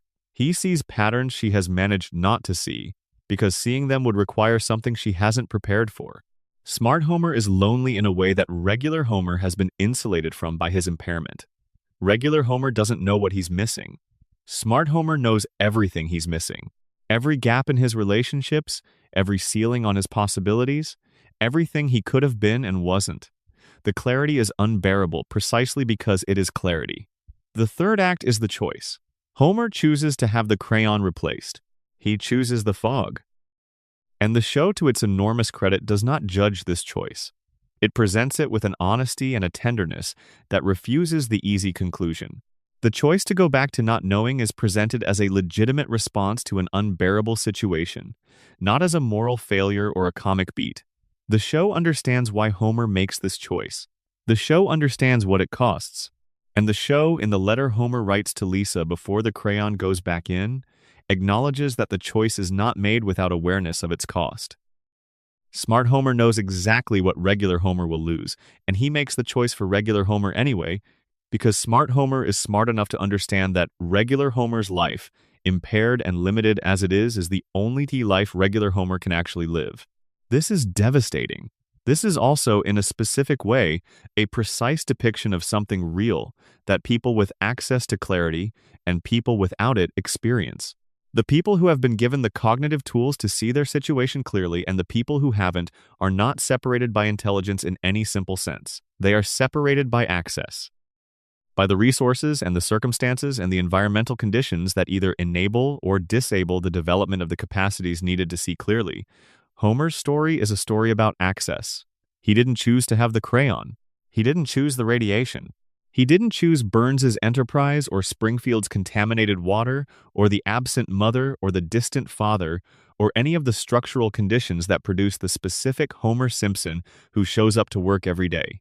In Sector 7G, he inherited them, the way that the people who become the background population of real Springfields inherit theirs. And the fact that regular Homer, the impaired, lovable, frequently disastrous regular Homer, is the one the show chose to center its 36-year narrative around, rather than the brief, clear-seeing smart Homer, is itself an act of social observation.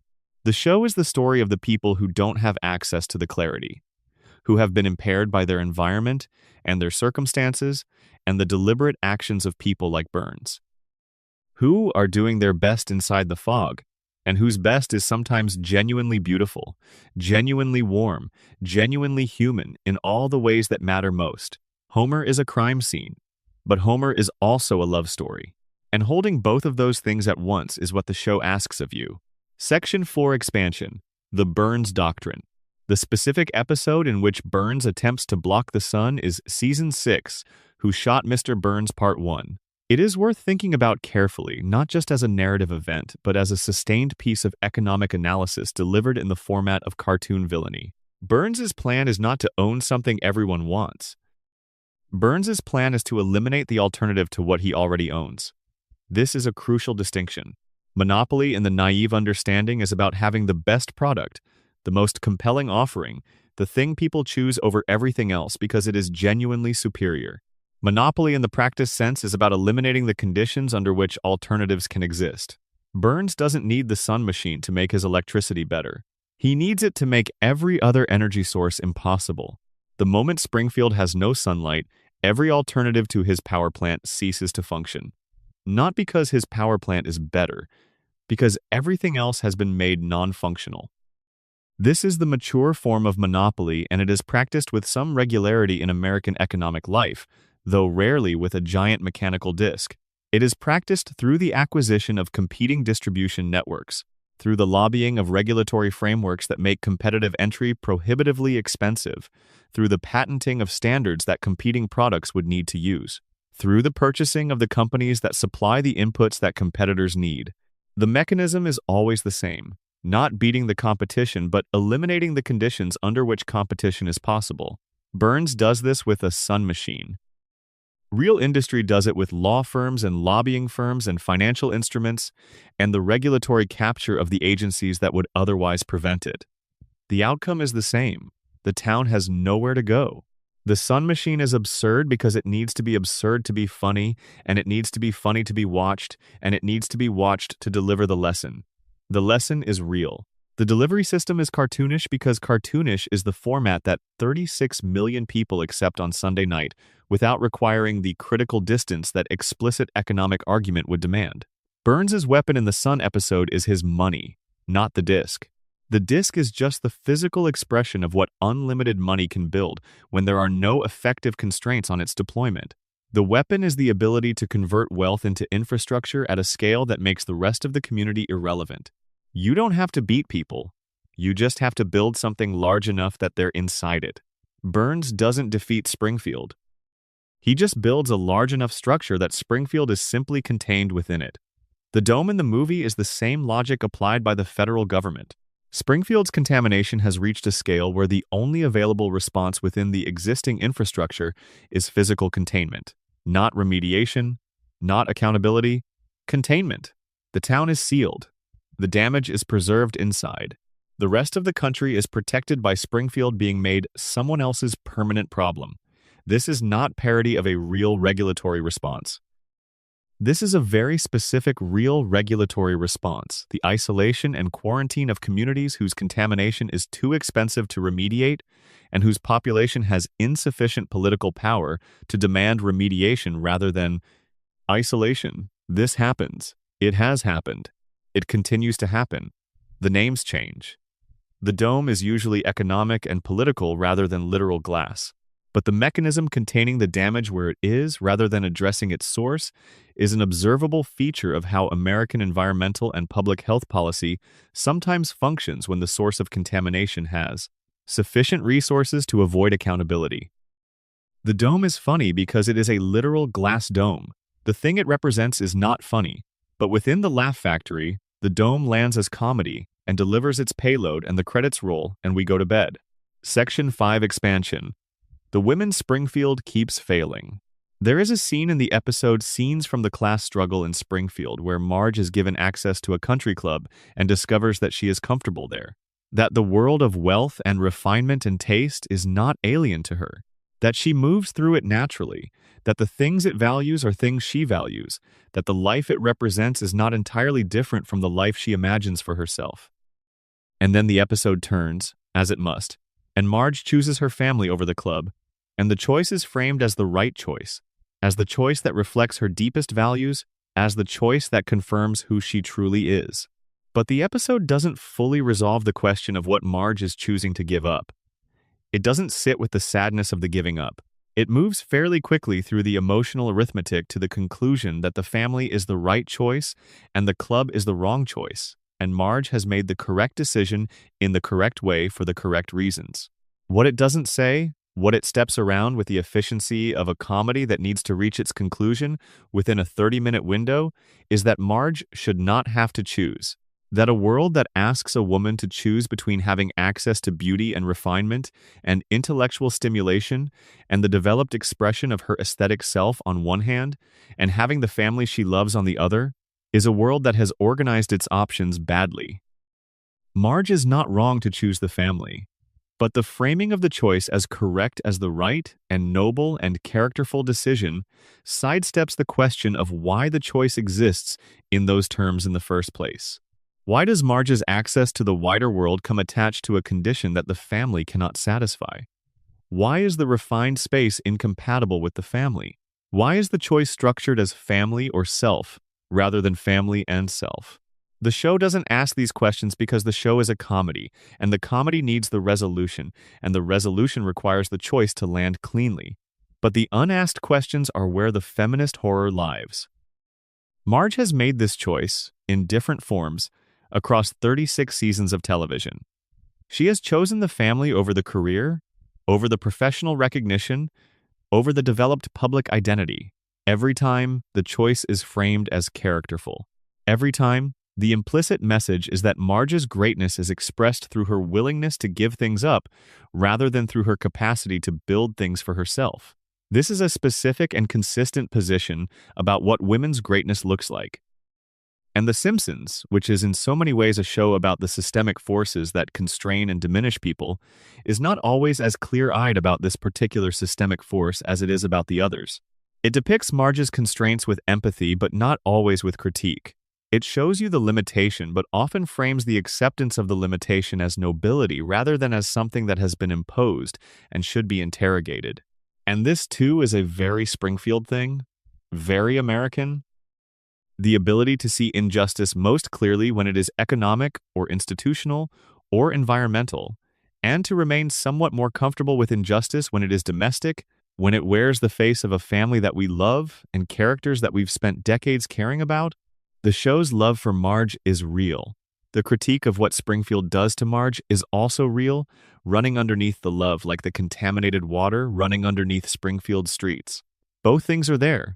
Both things have always been there. And the question of whether the show sees both things as clearly as it sees the Burns doctrine or the radiation theory is the question that the show, to its partial credit, sometimes seems to be asking itself. Section 6 Expansion. The kids are not all right. There's something specific that the show does in its flash-forward episodes, the ones that depict Bart and Lisa as adults, that deserves careful attention. Because the show can imagine its characters as adults. It has demonstrated this repeatedly. It can envision what these children become when time is allowed to pass, when the floating timeline is briefly suspended, when the show permits itself to ask the question it normally forecloses. What does it see when it looks forward? Lisa, in the most sustained flash-forward the show has produced, is a young woman who has become everything her intelligence and her values and her sustained fighting suggested she would become. She is educated, principled, engaged in meaningful work, connected to a romantic partner from a background very different from Springfield's. She has, in other words, escaped.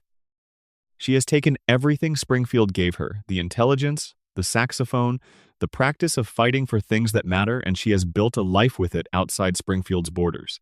But the flash forward also shows Marge and Homer at the airport, watching Lisa leave with her fiancé's family, receding into the future. And the episode ends on Homer and Marge, not on Lisa, on the parents watching their child become the adult she was always going to become, which means watching her leave. Which means experiencing the specific, ordinary, devastating thing that parents experience when children grow up correctly. The loss of the child who still lived in the house, replaced by the adult who lives in her own life now. The flash forward is framed as a story about Lisa's future, but its emotional core is Homer and Marge, watching the future take their daughter. And Homer, who cannot sustain complex emotional states for long, but whose instincts about what matters are consistently right, takes Marge's hand, and the frame is suffused with the specific sadness that is also the specific pride of parents watching their child become what they hoped. This is why the floating timeline has to be maintained, not just for storytelling convenience, because if Lisa grows up and leaves Springfield, the show loses the thing that makes it hurt in the right way. The show needs Lisa to stay 8 years old for the same reason that Homer, in the coma theory, cannot let the dream advance. Because the dream's beauty is its preservation. The dream's gift is that nobody has to leave.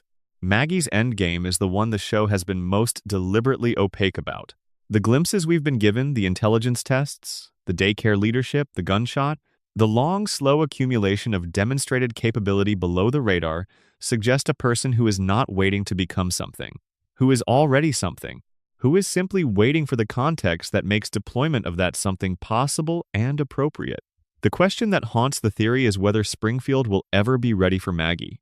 Whether the town that has spent 36 years normalizing everything that should be alarming will be equipped to recognize the thing that Maggie has been building in the margins.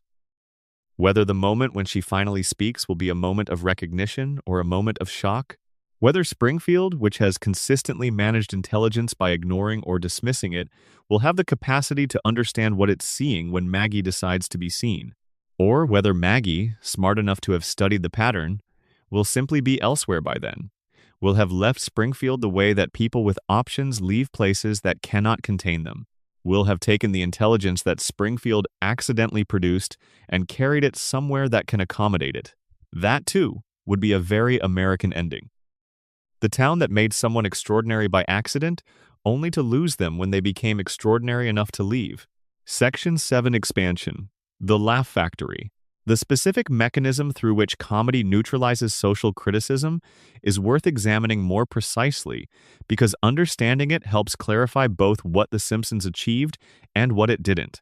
When we encounter information that demands a response, information about injustice, about danger, about something that requires action, the emotional system generates something like urgency, an activation, a state of increased arousal that is designed to mobilize behavior.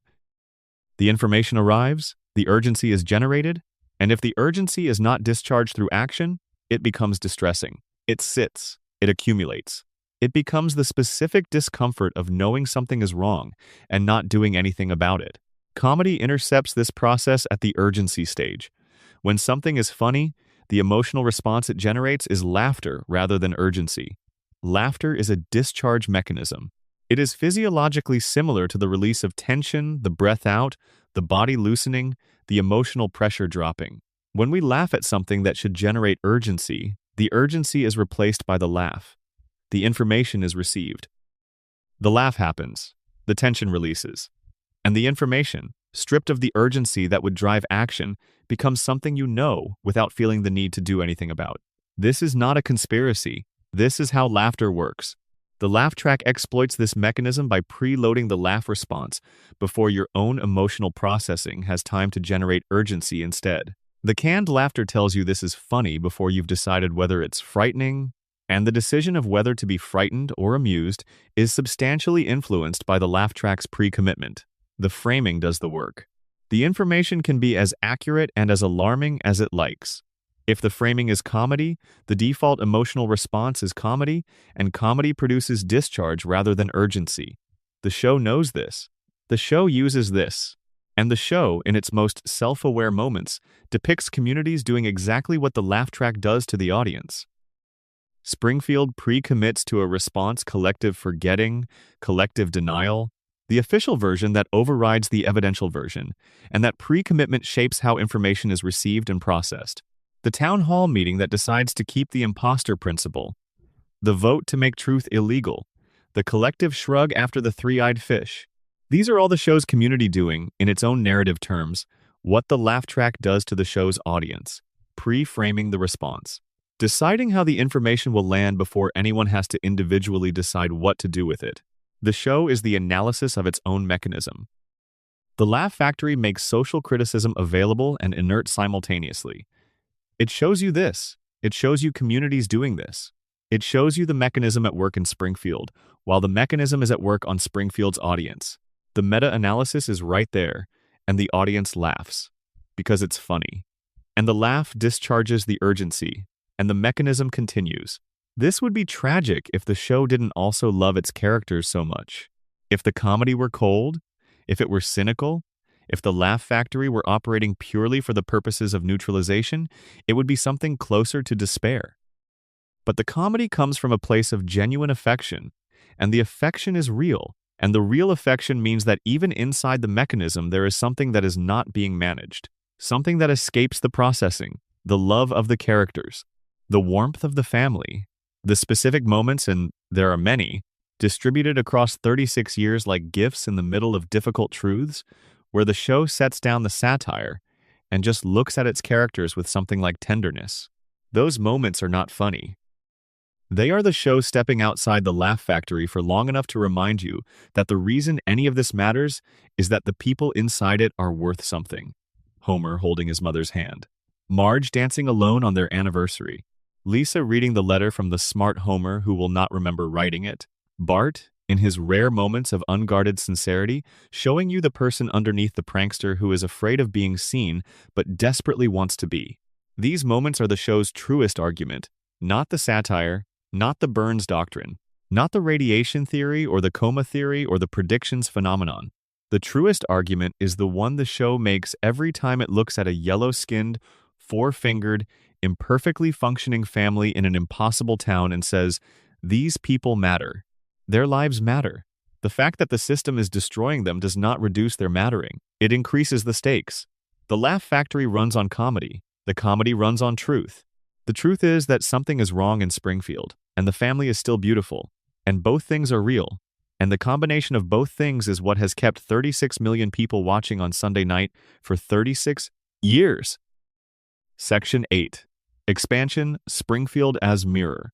The Simpsons prediction that most rewards careful examination is not the Trump prediction, or the Disney merger, or the Higgs boson equation. Those are the famous ones because they're specific and verifiable, and they make for good social media content. But the prediction that reveals the most about what the show was doing is a quieter one. In a 1993 episode, the show depicted a flu epidemic originating in Asia spreading to Springfield. The community panicked. Hospitals were overwhelmed.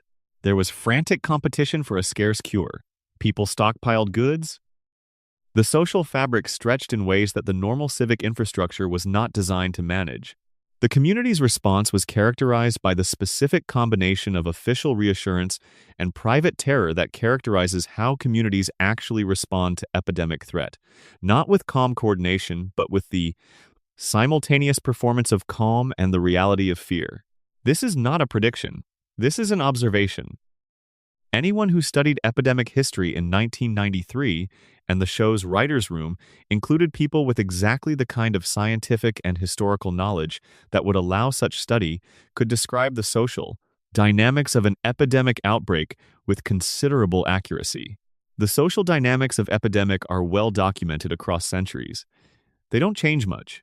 The 1,918 flu, the 1,957 flu, the various cholera and typhoid epidemics of the 19th century all produced recognizably similar social responses. Official minimization of threat, community panic disproportionate to official messaging, social cohesion in some contexts, and social fracture in others, competition for scarce resources. The specific terror of a threat you cannot see coming and cannot reliably avoid. The show observed these patterns and depicted them with accuracy. When 2020 arrived with an epidemic that produced the same patterns, the episode felt prophetic because the patterns were consistent, not because the writers were prescient. The writers were well-read. But here is where the mirror operates differently than we usually acknowledge it. The show didn't just predict the epidemic dynamics. It predicted by depicting accurately the American response, the panic buying, the competition for scarce supplies, the specific way American individualism and American community interact under shared threat, simultaneously pulling together and pulling apart, the neighborly and the hoarding coexisting within the same communities and sometimes within the same households. The Springfield response to the flu epidemic was the American response to every epidemic. Not because Springfield predicted what America would do, but because the show had been carefully documenting what America was: the specific cultural configuration, the specific values hierarchy, the specific relationship between individual interest and collective need for long enough that when the next epidemic arrived, the documentation turned out to be accurate. The mirror doesn't predict. The mirror reflects. And when the reflection is accurate and the original later resembles it, we call the mirror prophetic. But the mirror was just doing its job. The mirror was just honest. America has been looking into the Springfield mirror for 36 years. America has, periodically, noticed things about its reflection that it would rather not look at too closely. And America has, consistently, responded to those moments of recognition with the laugh track pre-committed, the comedy framing in place, the discharge mechanism running, and the urgency safely converted into an appreciation for how clever the show is. That is also in the mirror. The mirror includes the audience. The mirror includes the watching and the laughing and the going to bed. If you're looking at it now, really looking, in the late hour, with the defenses down, what do you see? Section 9 expansion, the reset button. There's a specific quality to the Sunday night reset that is worth naming more precisely. When the Simpsons episode ends and everything returns to normal, when the damage of the week's catastrophe is absorbed back into the baseline and the family reassembles on the couch and the credits roll, there is a specific emotional note in the resolution. It is not triumph.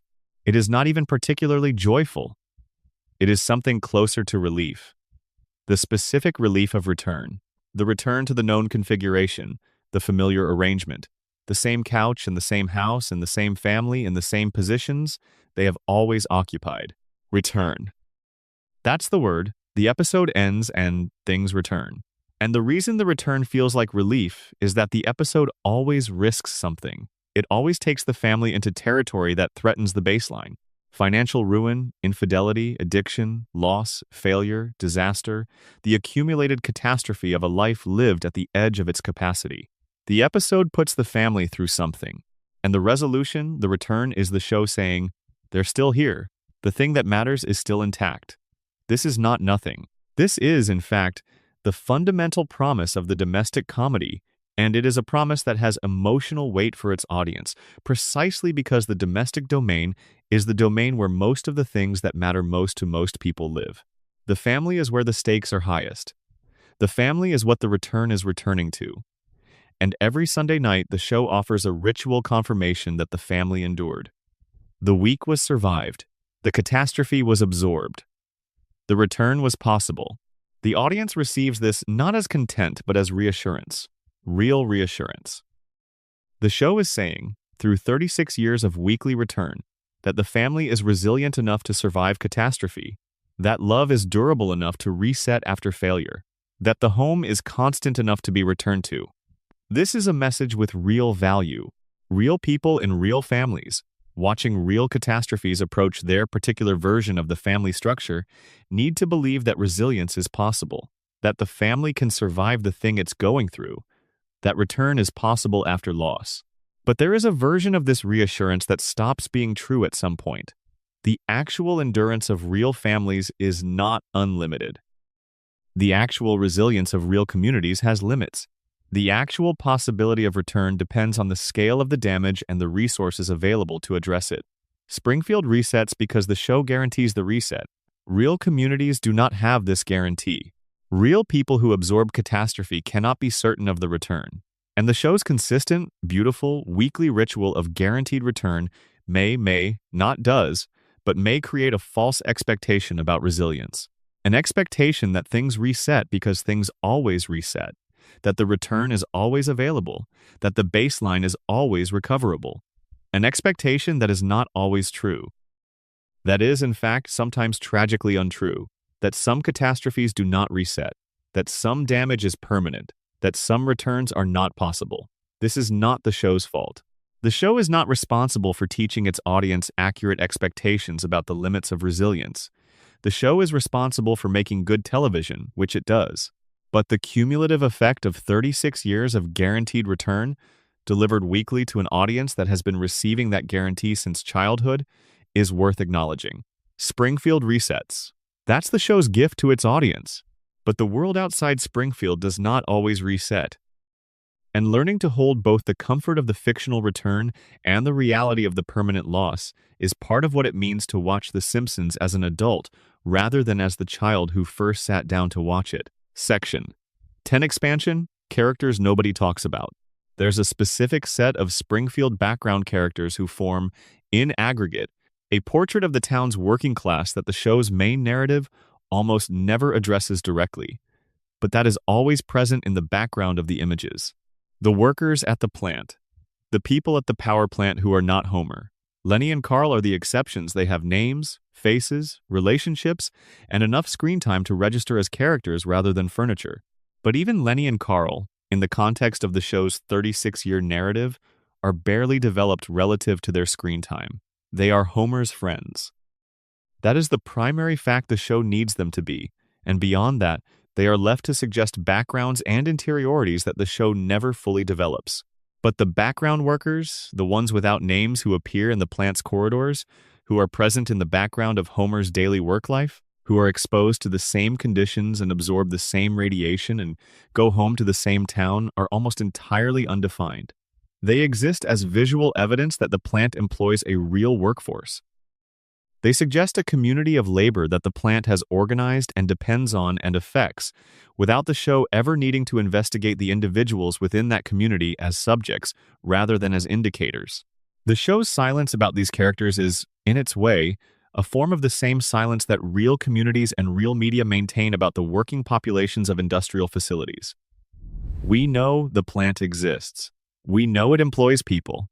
We know those people are affected by the plant's operation. We just don't have their names.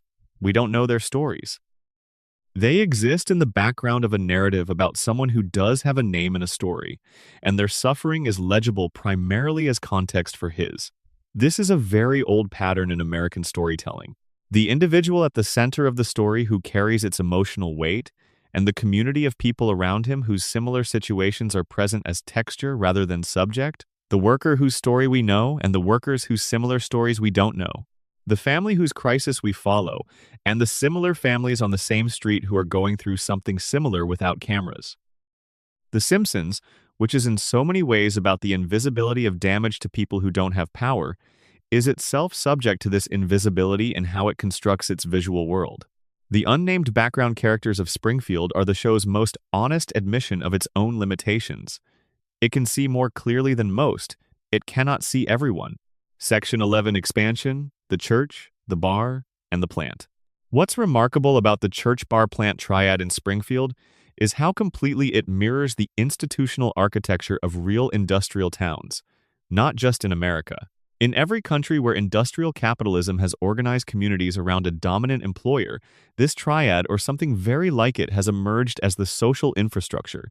The factory provides employment and therefore survival. The bar provides the daily discharge mechanism for the emotional weight that employment in the factory generates. The church provides the larger meaning framework within which the factory and bar life can be understood as part of something that makes sense, rather than as a grind without coherence. These are not coincidental institutions. They emerge together across industrial history because they serve each other. The factory worker who has a place to discharge his daily frustration at the bar is less likely to direct that frustration upward toward the factory. The factory worker who has a church to attend on Sundays that frames his labor as part of a dignified life in service of God and family is less likely to engage in the kind of structural questioning that would challenge the factory's organization of that labor. The bar and the church are, from the factory's perspective, social infrastructure that serves the factory's interest in a stable and not too questioning workforce. This is not a conspiracy. The bar owner, the reverend, and the factory owner are not meeting in a room to coordinate management strategies for the workforce. The institutions evolve together because they meet real needs, and because meeting those needs happens to also serve the dominant institution's interest in stability. Evolution, not conspiracy. The mechanism produces the same outcome either way. Burns doesn't fund the church. Burns doesn't own Moe's Tavern. He doesn't need to. The church and the bar function in the interests of the plant's continued operation simply by doing what they naturally do. The church takes the surplus anguish and gives it a framework that doesn't challenge the plant. The bar takes the surplus urgency and converts it to discharge. And the plant continues. Springfield is, in this sense, not a unique or sinister place. It is a completely ordinary industrial town in which the social infrastructure has evolved to manage the psychological costs of industrial labor in the ways that such infrastructure always evolves. The three-eyed fish and the cracked cooling towers and the glowing billionaire are Springfield's exaggerations of real conditions. The church and the bar and the plant are Springfield's accurate depictions of real structures. And the specific cruelty of it, if cruelty is even the right word for something this impersonal, this evolutionary, is that the people who benefit most from the management infrastructure are not the workers who use it to manage their daily lives. They are the owners of the institution that generates the need being managed.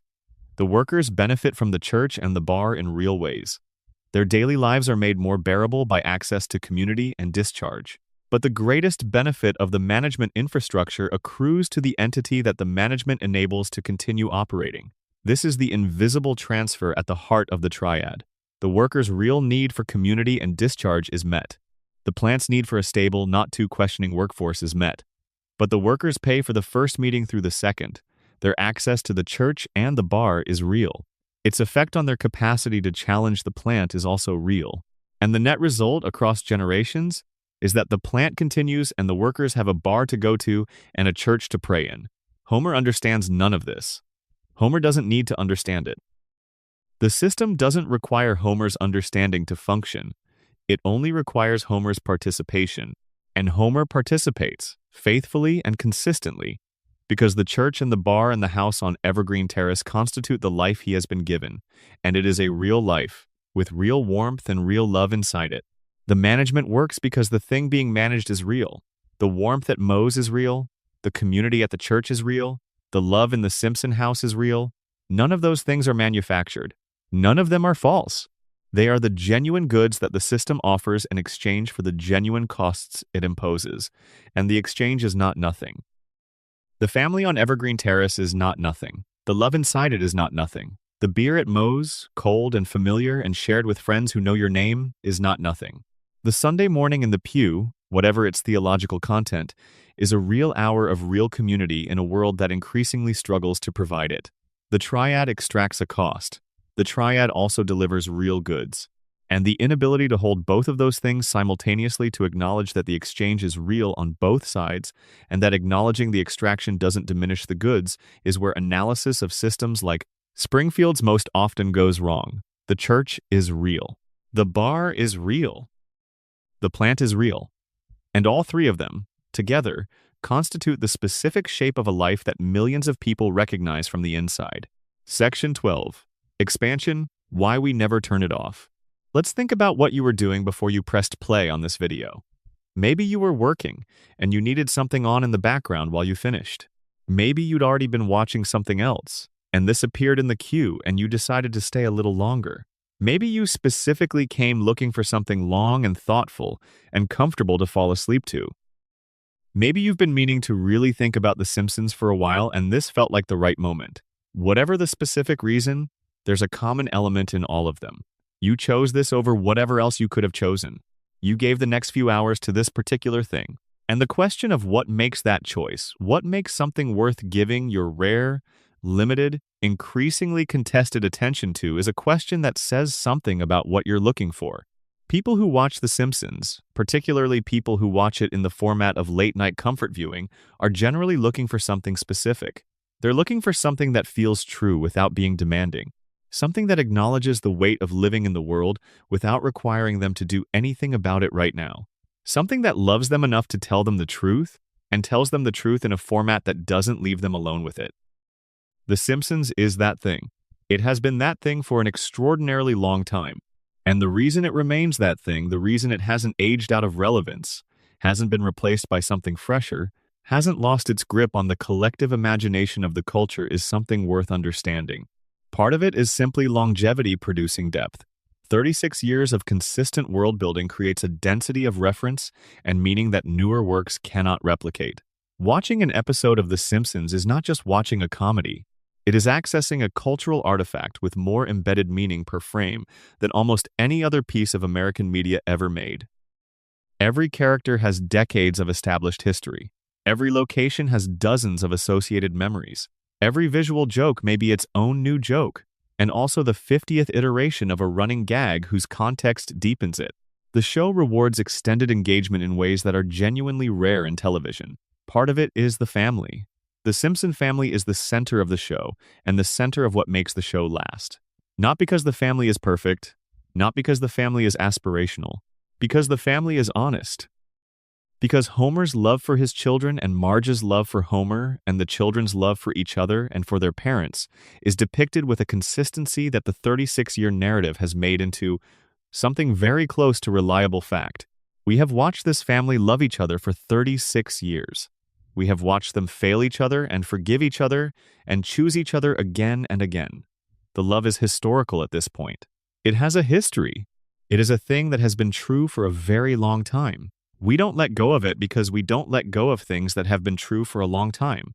We hold them. We return to them. We visit them the way you visit a house you grew up in, knowing it will be the same, needing it to be the same, feeling something true and something sad and something grateful all at once when it is exactly what you needed it to be. That's what The Simpsons is at its best, at its most comfortable, at its most honest. A house that has been there for 36 years, full of the same family, full of the same love, full of the same beautiful and terrible and funny and devastating truths about what it means to be alive inside the specific American life of the late 20th and early 21st century. The plant is still running, but the family is still home. That's enough. For Sunday night at 8 o'clock, and for the dark room at whatever hour you're watching this, that's enough. And the fish has 3 eyes. But that's for tomorrow. Tonight, just rest. End of expansion content. Deep expansion? Additional content to reach 40,000 plus words. Deep dive. America's relationship with uncomfortable comedy. There's a concept in media studies called parasocial relationship, the one-sided emotional bond that develops between a viewer and a fictional character or media personality. It describes the specific experience of feeling genuine care, genuine concern, genuine investment in the well-being of someone who does not know you exist. You feel for Homer when he fails. You feel for Marge when she is dismissed. You feel for Lisa when she is right and ignored. These feelings are real. The neuroscience confirms that the emotional processing involved in caring about fictional characters activates the same neural circuits as caring about real people. The care is real even though its object is fictional. What does it mean to have a 36-year parasocial relationship with a family? To have grown up with children who never aged, to have watched them from childhood to adulthood while they stayed exactly the same age, to have carried them in some ambient corner of your cultural consciousness for as long as you can remember? What does it mean to feel? On some level that you probably wouldn't describe as feeling because it sounds strange, that the Simpsons are part of your family, not literally, but in the sense that any long-term relationship shapes who you are, in the sense that things you have witnessed and processed and laughed at and been moved by across 3.5 decades of your life have shaped your understanding of yourself and the world? The parasocial relationship with The Simpsons is, for a substantial portion of the American population, one of the longest and most consistent relationships in their lives, longer than many friendships, longer than many jobs, longer, for the youngest current viewers, than they have been alive. The show has been present for the entire duration of consciousness for a significant number of the people watching it right now, and that duration produces something unusual in the parasocial relationship. Normally, the parasocial bond creates identification with characters. You understand them, you care for them, but the understanding is bounded by what the show gives you. You know what the show tells you, you love what the show shows you. But 36 years gives you enough context to start generating your own understanding, to start noticing patterns that the show itself doesn't explicitly articulate, to develop a model of these characters that is richer and more complex than any individual episode contains, because your model is assembled from the accumulated weight of decades of observation. You know things about Homer that Homer doesn't know about himself, because you've been watching him longer than any single character within the show has. This is the specific intimacy of long engagement. You are, in some sense, more familiar with the Simpson family than most of the people in your life are familiar with you. You have seen them in hundreds of situations. You have watched them fail and recover and love and hurt each other for 3.5 decades. You have a relational history with them that most actual human relationships do not approach in terms of depth of exposure. And this creates something in the parasocial relationship that is rarely discussed. Because the show, in its Saturday morning summary of itself, in the casual dismissal of its premise as cartoons for adults, in the critical narrative of the show having lost its edge after season 10, the show is consistently underestimated as a relational object. People don't think of their relationship with The Simpsons as a relationship in the sense that they think of their relationships with people, but many of those same people have spent more hours with the Simpsons family than with most of the people they would identify as relationships. The intimacy is real, the relational knowledge is real, and the emotional investment, maintained across decades and confirmed every Sunday night by the show's continued presence, is real. This is not a distraction from real relationships, but it is a relationship. A different kind, shaped by different rules. One where you have no obligation, and the characters have no needs, and the outcome is guaranteed, and the love is unconditional because the show needs you to love them in order to keep watching. This is the specific warmth of the parasocial. The unconditional positive regard, the love that doesn't ask anything of you, the relationship that resets after every catastrophe and is always there when you come back. The Simpsons offers you a family that will never be disappointed in you. A family that will never leave. A family whose door is always open at 8 o'clock on Sunday night, exactly as you left it, exactly as you need it. This is not a replacement for human relationships, but it is something. It fills a specific shape in the emotional landscape that human relationships are too complicated and too mutual to always occupy. The American middle class and its mirror. The Simpsons premiered at a specific historical moment in the American middle class's understanding of itself. 1989, the tail end of the Reagan years. The moment before the Cold War ended and the assumptions undergirding post-war American prosperity began to visibly fray. The moment when the specific deal that the American middle class had been operating under since World War II, you work, you get a house, your kids get a better life, was beginning to show the strain that would characterize the following 3 decades. Homer Simpson is the embodiment of that deal in its degraded form. He has the house, he has the job, he has the family. But the job is dangerous and the boss despises him, and the house exists inside a contaminated environment, and the kids are not going to have a better life in the terms the deal promised, because the deal has been gradually hollowed out. Across the same 3.5 decades that the show has been on the air. This is not metaphor. This is the economic and social history of the American middle class mapped onto a cartoon family in a cartoon town. The erosion of real wages, the shift from defined benefit to defined contribution retirement plans, the decline of union membership, the increasing precarity of the employment relationship, the rising cost of housing, healthcare, and education relative to income, the gradual withdrawal of the social contract that the post-war period had established between employers, employees, and the communities where both lived.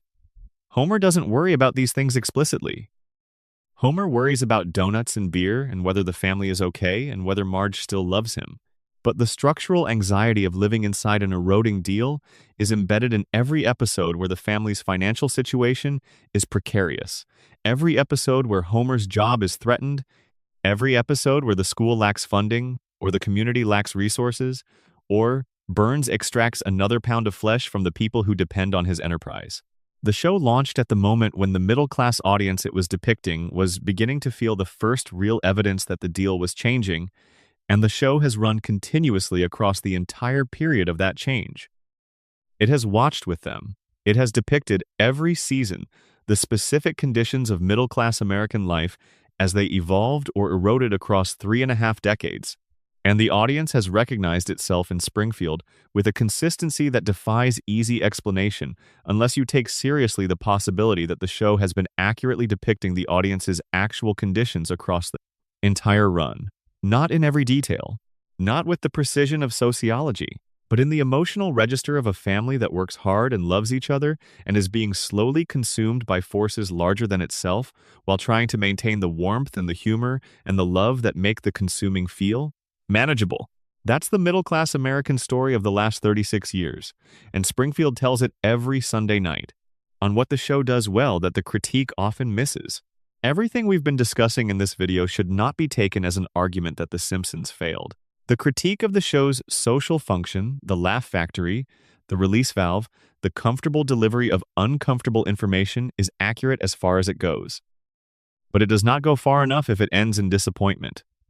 The Simpsons succeeded at something extraordinarily difficult. It created a piece of popular entertainment that embedded genuine social criticism in a format accessible to the broadest possible American audience. It depicted the mechanisms of power and exploitation and institutional corruption with accuracy and consistency across 36 years. It told the truth about the American middle class's conditions in a language the middle class recognized and received with genuine emotional resonance. It created characters of such depth and consistency that they became part of the cultural furniture of American life in a way that genuine criticism almost never manages. These are not small achievements. These are not achievements to be footnoted. A piece of social criticism that reaches no one is not more effective than a piece of social criticism embedded in entertainment that reaches 36 million people per week for 36 years, even if the delivery mechanism is imperfect, and even if the comedy absorbs some of the urgency that a more direct delivery might preserve. Imperfect reach is still reach. Imperfect reception is still reception. And the show has, over its run, genuinely changed how many people think about the things it depicts. The cultural language around corporate corruption, around environmental accountability, around the relationship between wealth and power in American institutions. This language is different because The Simpsons was on the air, not solely because of the show, but partly because of the show. The Burns comparison shorthand didn't exist before the show put Burns on the air.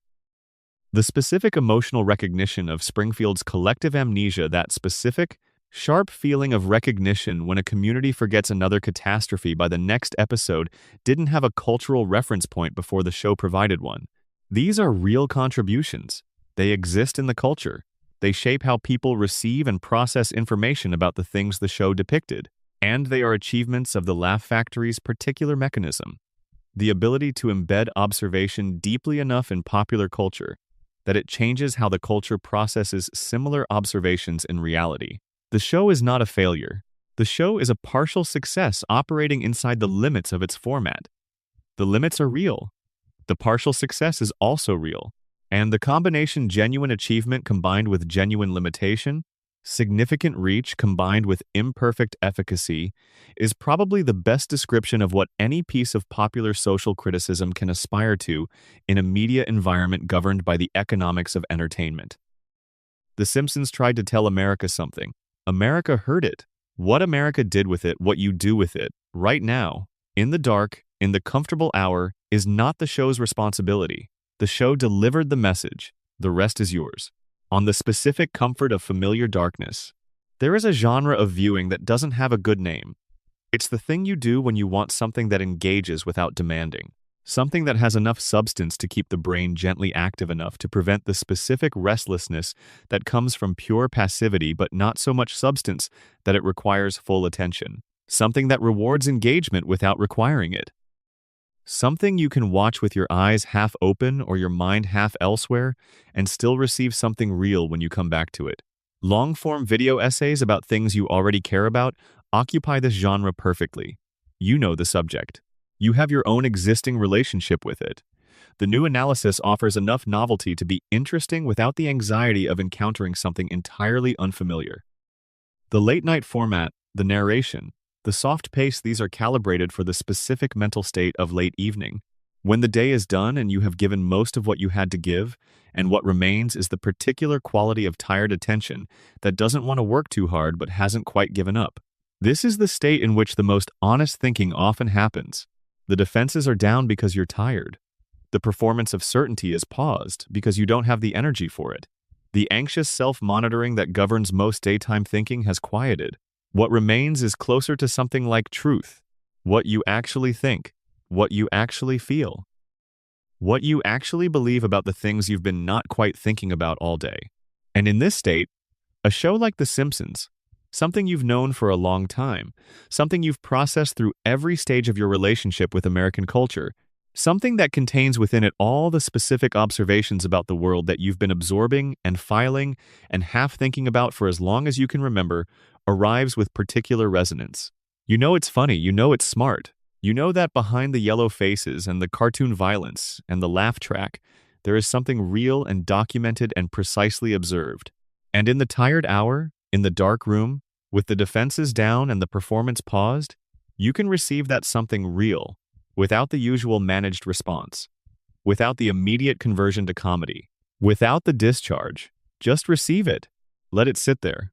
The three-eyed fish, the crayon in the brain, the woman who fought back and lost everything, the man who works for the person who took his mother away and can't quite connect the dots, the family that loves each other in a contaminated town in a broken system every Sunday night for 36 years without aging, without changing, without the story ever quite ending.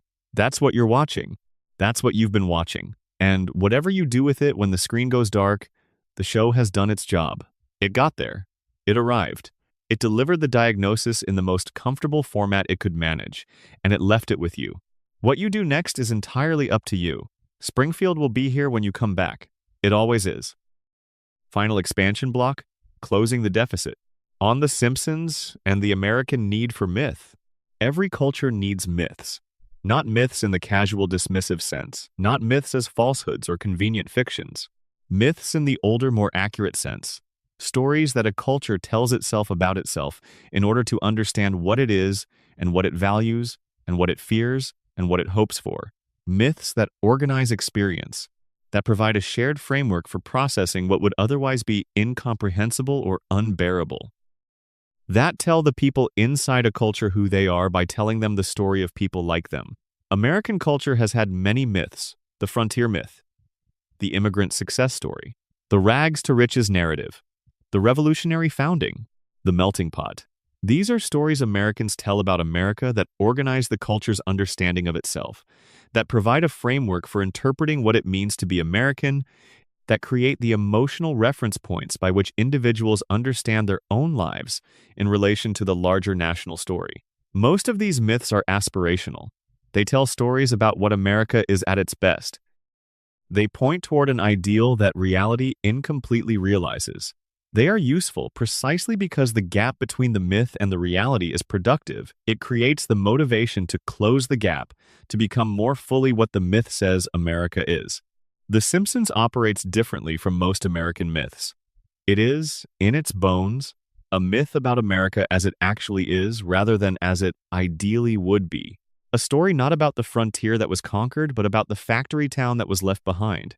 Not about the immigrant who made it, but about the worker who didn't get the deal he was promised. Not about the democracy that functions, but about the one that functions for some and doesn't for others, in specific and well-documented ways that the show has been depicting since 1989. This is unusual in American popular culture. American popular mythology is predominantly aspirational. The stories that achieve mass cultural resonance in America tend to be stories about becoming, about achieving, about the possible rather than the actual. The Simpsons achieved massive cultural resonance with a story about not quite becoming, about not quite achieving, about the actual conditions of a life lived in the gap between what was promised and what was delivered. This shouldn't have worked. The cultural logic of American popular entertainment says that stories about stagnation don't sell. Stories about failure to achieve the American dream, about the persistence of problems that the culture would prefer to believe are solved, about the fundamental brokenness of institutions that American mythology requires to be fundamentally sound. These stories are not supposed to find 36-year audiences. They are supposed to be niche. They are supposed to be the province of prestige drama, of limited-run critical darlings, of the kind of content that earns awards and small devoted followings rather than mass cultural permanence. The Simpsons earned mass cultural permanence by being funny. By wrapping the actual myth, the story of what America actually is, in a format that the audience could receive without the defenses that explicit social criticism would trigger, the comedy was the delivery system. The delivery system made the content available to an audience that might otherwise have resisted it, and the myth took hold. Not as a replacement for American aspirational mythology, the other myths are still operating, still being told and believed and organized around, but as a counterweight. As the story that lives alongside the aspirational myths and complicates them with its insistence on depicting what's actually there, Springfield is the American myth of the actual, of the town as it is rather than as it was supposed to be, of the family surviving rather than thriving, of the promise partially kept, partially broken, partially deferred, sustained by love and humor and the specific resilience of people who have learned to find joy in the gap between what they have and what they were supposed to have. This myth matters, not because it replaces the aspirational myths, but because it insists on honest accounting. It refuses to let the aspirational story be the only story. It stands in the same cultural space and says, also this, also the cracked cooling towers, also the three-eyed fish, also the man who loves his family with everything he has and cannot understand the system that is consuming him. Also the woman who holds everything together with resources that the story doesn't bother to account for. Also the child who knows everything and can change nothing. Also, the silence of the baby who has decided that knowing is not the same as acting and that the moment for acting has not yet arrived. Also, Springfield. Also, this. Also, us. On Watching in the Dark and what it produces. The hour you are watching this matters. Not because the content is different at different hours, the script is the same regardless of when you press play, but because you are different. The person who watches something at 10 in the morning, caffeinated and task-oriented and engaged with the day, receives the same content differently than the person who watches it at 2 in the morning, tired and open, and past the point of managing what lands. There is a specific quality of late-night attention that is the ideal condition for this particular kind of video. It's the quality of attention that remains after the self-protective layers have been worn down by the day, after the social performance has wound down, after the maintenance of certainty and the projection of competence and the management of other people's impressions of you has been set aside for the night because you are too tired to sustain it and because there is no one else in the room to sustain it for. What remains after all that is something closer to the unmanaged self. The self that doesn't have opinions about whether it's okay to find things sad or whether it's embarrassing to be moved by a cartoon family. The self that receives things directly rather than filtering them through the question of what it means about you to receive them. This is the ideal state for receiving The Simpsons honestly. And the honest reception of The Simpsons is, I think, something worth seeking, because the show has been honest with you. For 36 years across every cultural moment that American life has generated, the show has shown up on Sunday night and told the truth about what it's like to live inside this particular version of American life.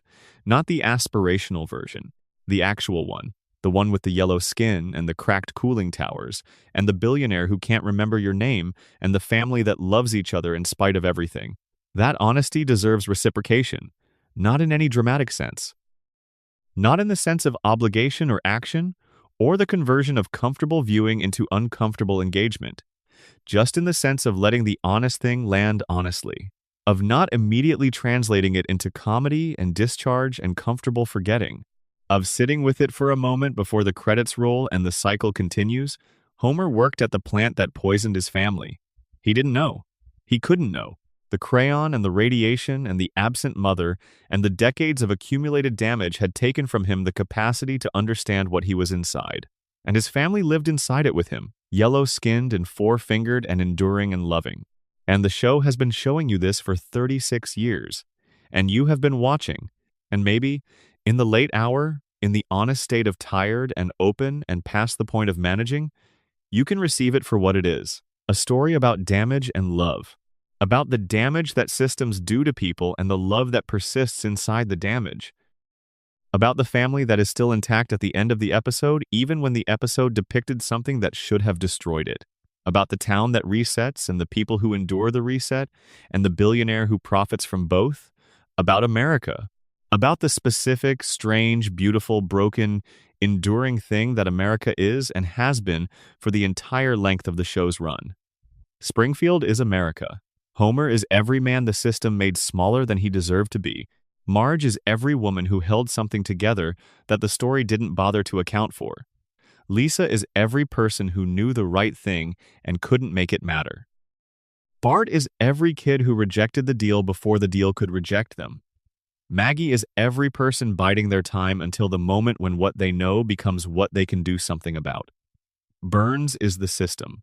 The plant is the cost. The water is the medium. The yellow skin is the evidence. The laugh track is the permission to receive the evidence without having to do anything about it right now. And the show goes on. And the family endures. And Springfield resets. And nobody ages. And the fish still has 3 eyes. And somewhere in America, in a dark room, someone is watching. Someone is in the comfortable state between awake and gone. Someone is receiving the diagnosis in the format most specifically designed to make it feel like company. And the show that has been running for 36 years keeps running, keeps telling the truth, keeps making it funny, keeps making it warm, keeps being the thing you come back to when you need something honest in a format you can hold. That is The Simpsons.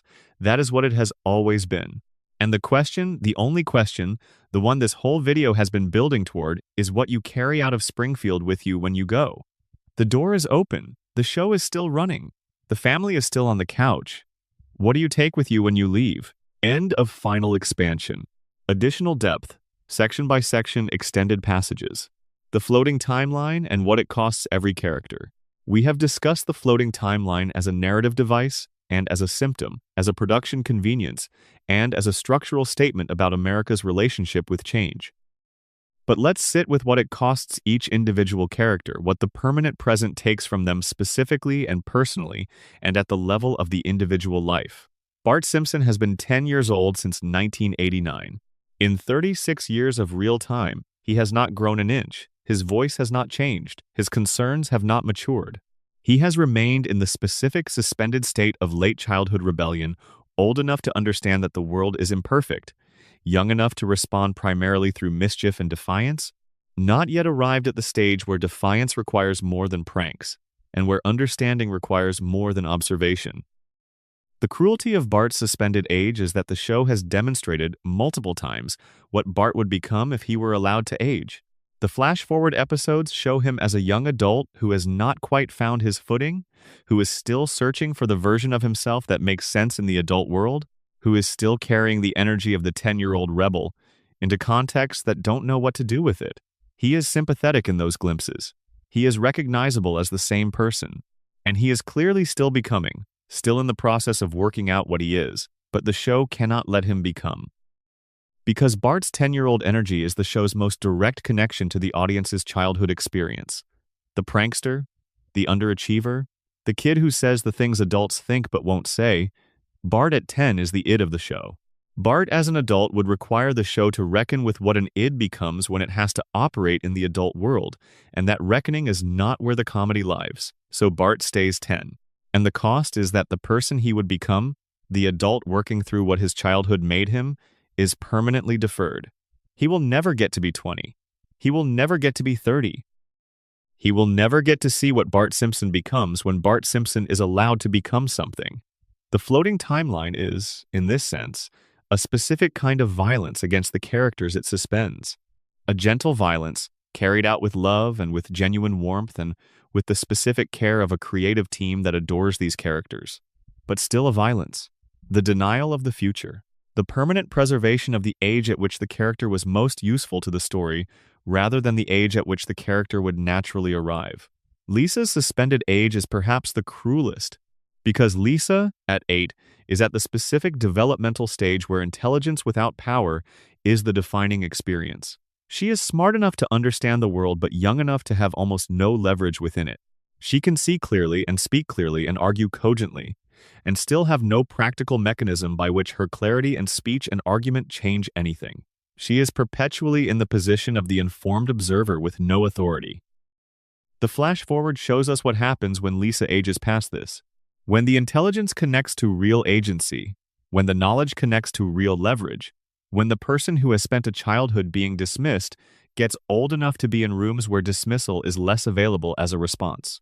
That Lisa exists. The show has seen her, and the show cannot allow her to stay, because the show needs the 8-year-old Lisa, needs the specific heartbreak of the child who is right and ignored, needs the particular poignancy of a mind that deserves better deployed in circumstances that won't give it better.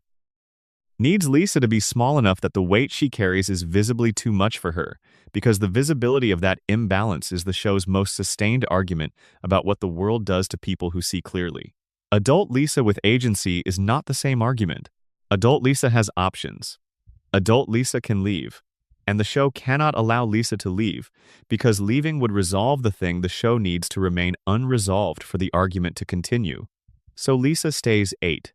And the cost is everything that 8-year-old Lisa should have been allowed to grow toward. The cost is the adult she would have been, developing in real time, becoming in front of the audience's eyes. Instead, she remains the same weight on the same small frame, the same intelligence in the same constrained context, for as long as the show decides the argument needs to continue. Maggie's suspended age carries a different quality of cost. Where Bart's and Lisa's ages trap them in specific emotional and developmental positions, Maggie's suspended infancy traps her at the age before development begins in the visible sense. She is 1 year old. She has been 1 year old for 36 years.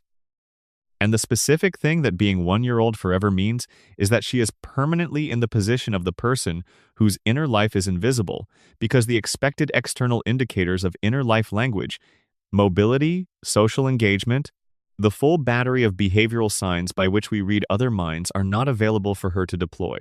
Maggie knows things. The show has established this. What Maggie does not do is show us she knows things in the conventional ways. And the effect of this is that everyone in Springfield and everyone in the audience has to decide whether to believe in Maggie's inner life or to accept the visible evidence, which is a baby sucking a pacifier. Most people accept the visible evidence. Most people in Springfield accept the visible evidence. The show has spent 36 years building the case that the visible evidence is wrong, that the inner life is rich and capable, and possibly extraordinary. And most of the audience has received this case and continued to accept the visible evidence anyway, because the visible evidence is more comfortable. This is the show's most precise test of whether you are watching it or watching at it, whether you are receiving what it's showing you or filing it under the visible category, whether Maggie is, for you, the baby, or the person. The answer to that question says something about how you watch. And how you watch says something about how you receive difficult information dressed in comfortable formats, on why the comedy stays after the drama fades. There is a specific phenomenon in comedy that musicians call durability, the capacity for a piece of work to remain fresh across repeated exposure.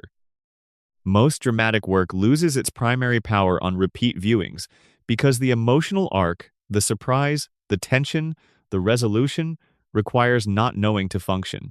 You cry at the ending the first time because you don't know it's coming. The second time, you know, and the mechanism is less effective. You may still feel something, but it's a different, more muted something. Comedy is more durable.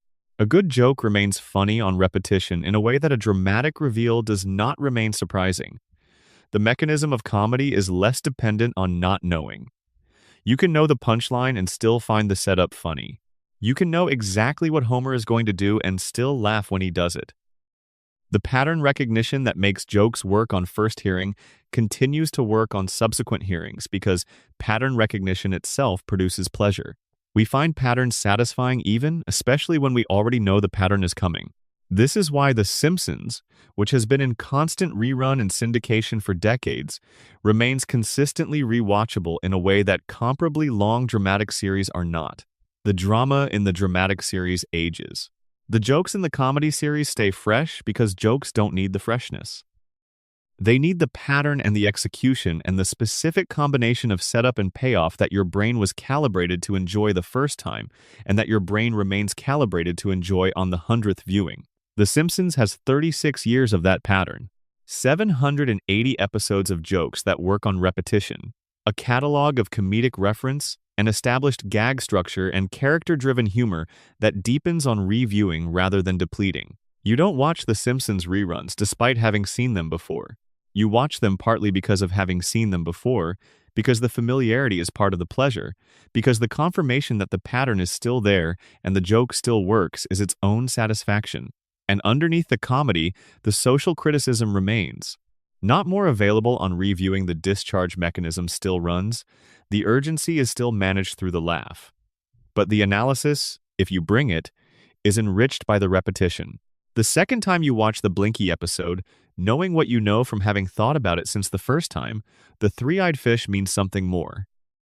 It has been contextualized by everything the show has built around it across multiple subsequent viewings.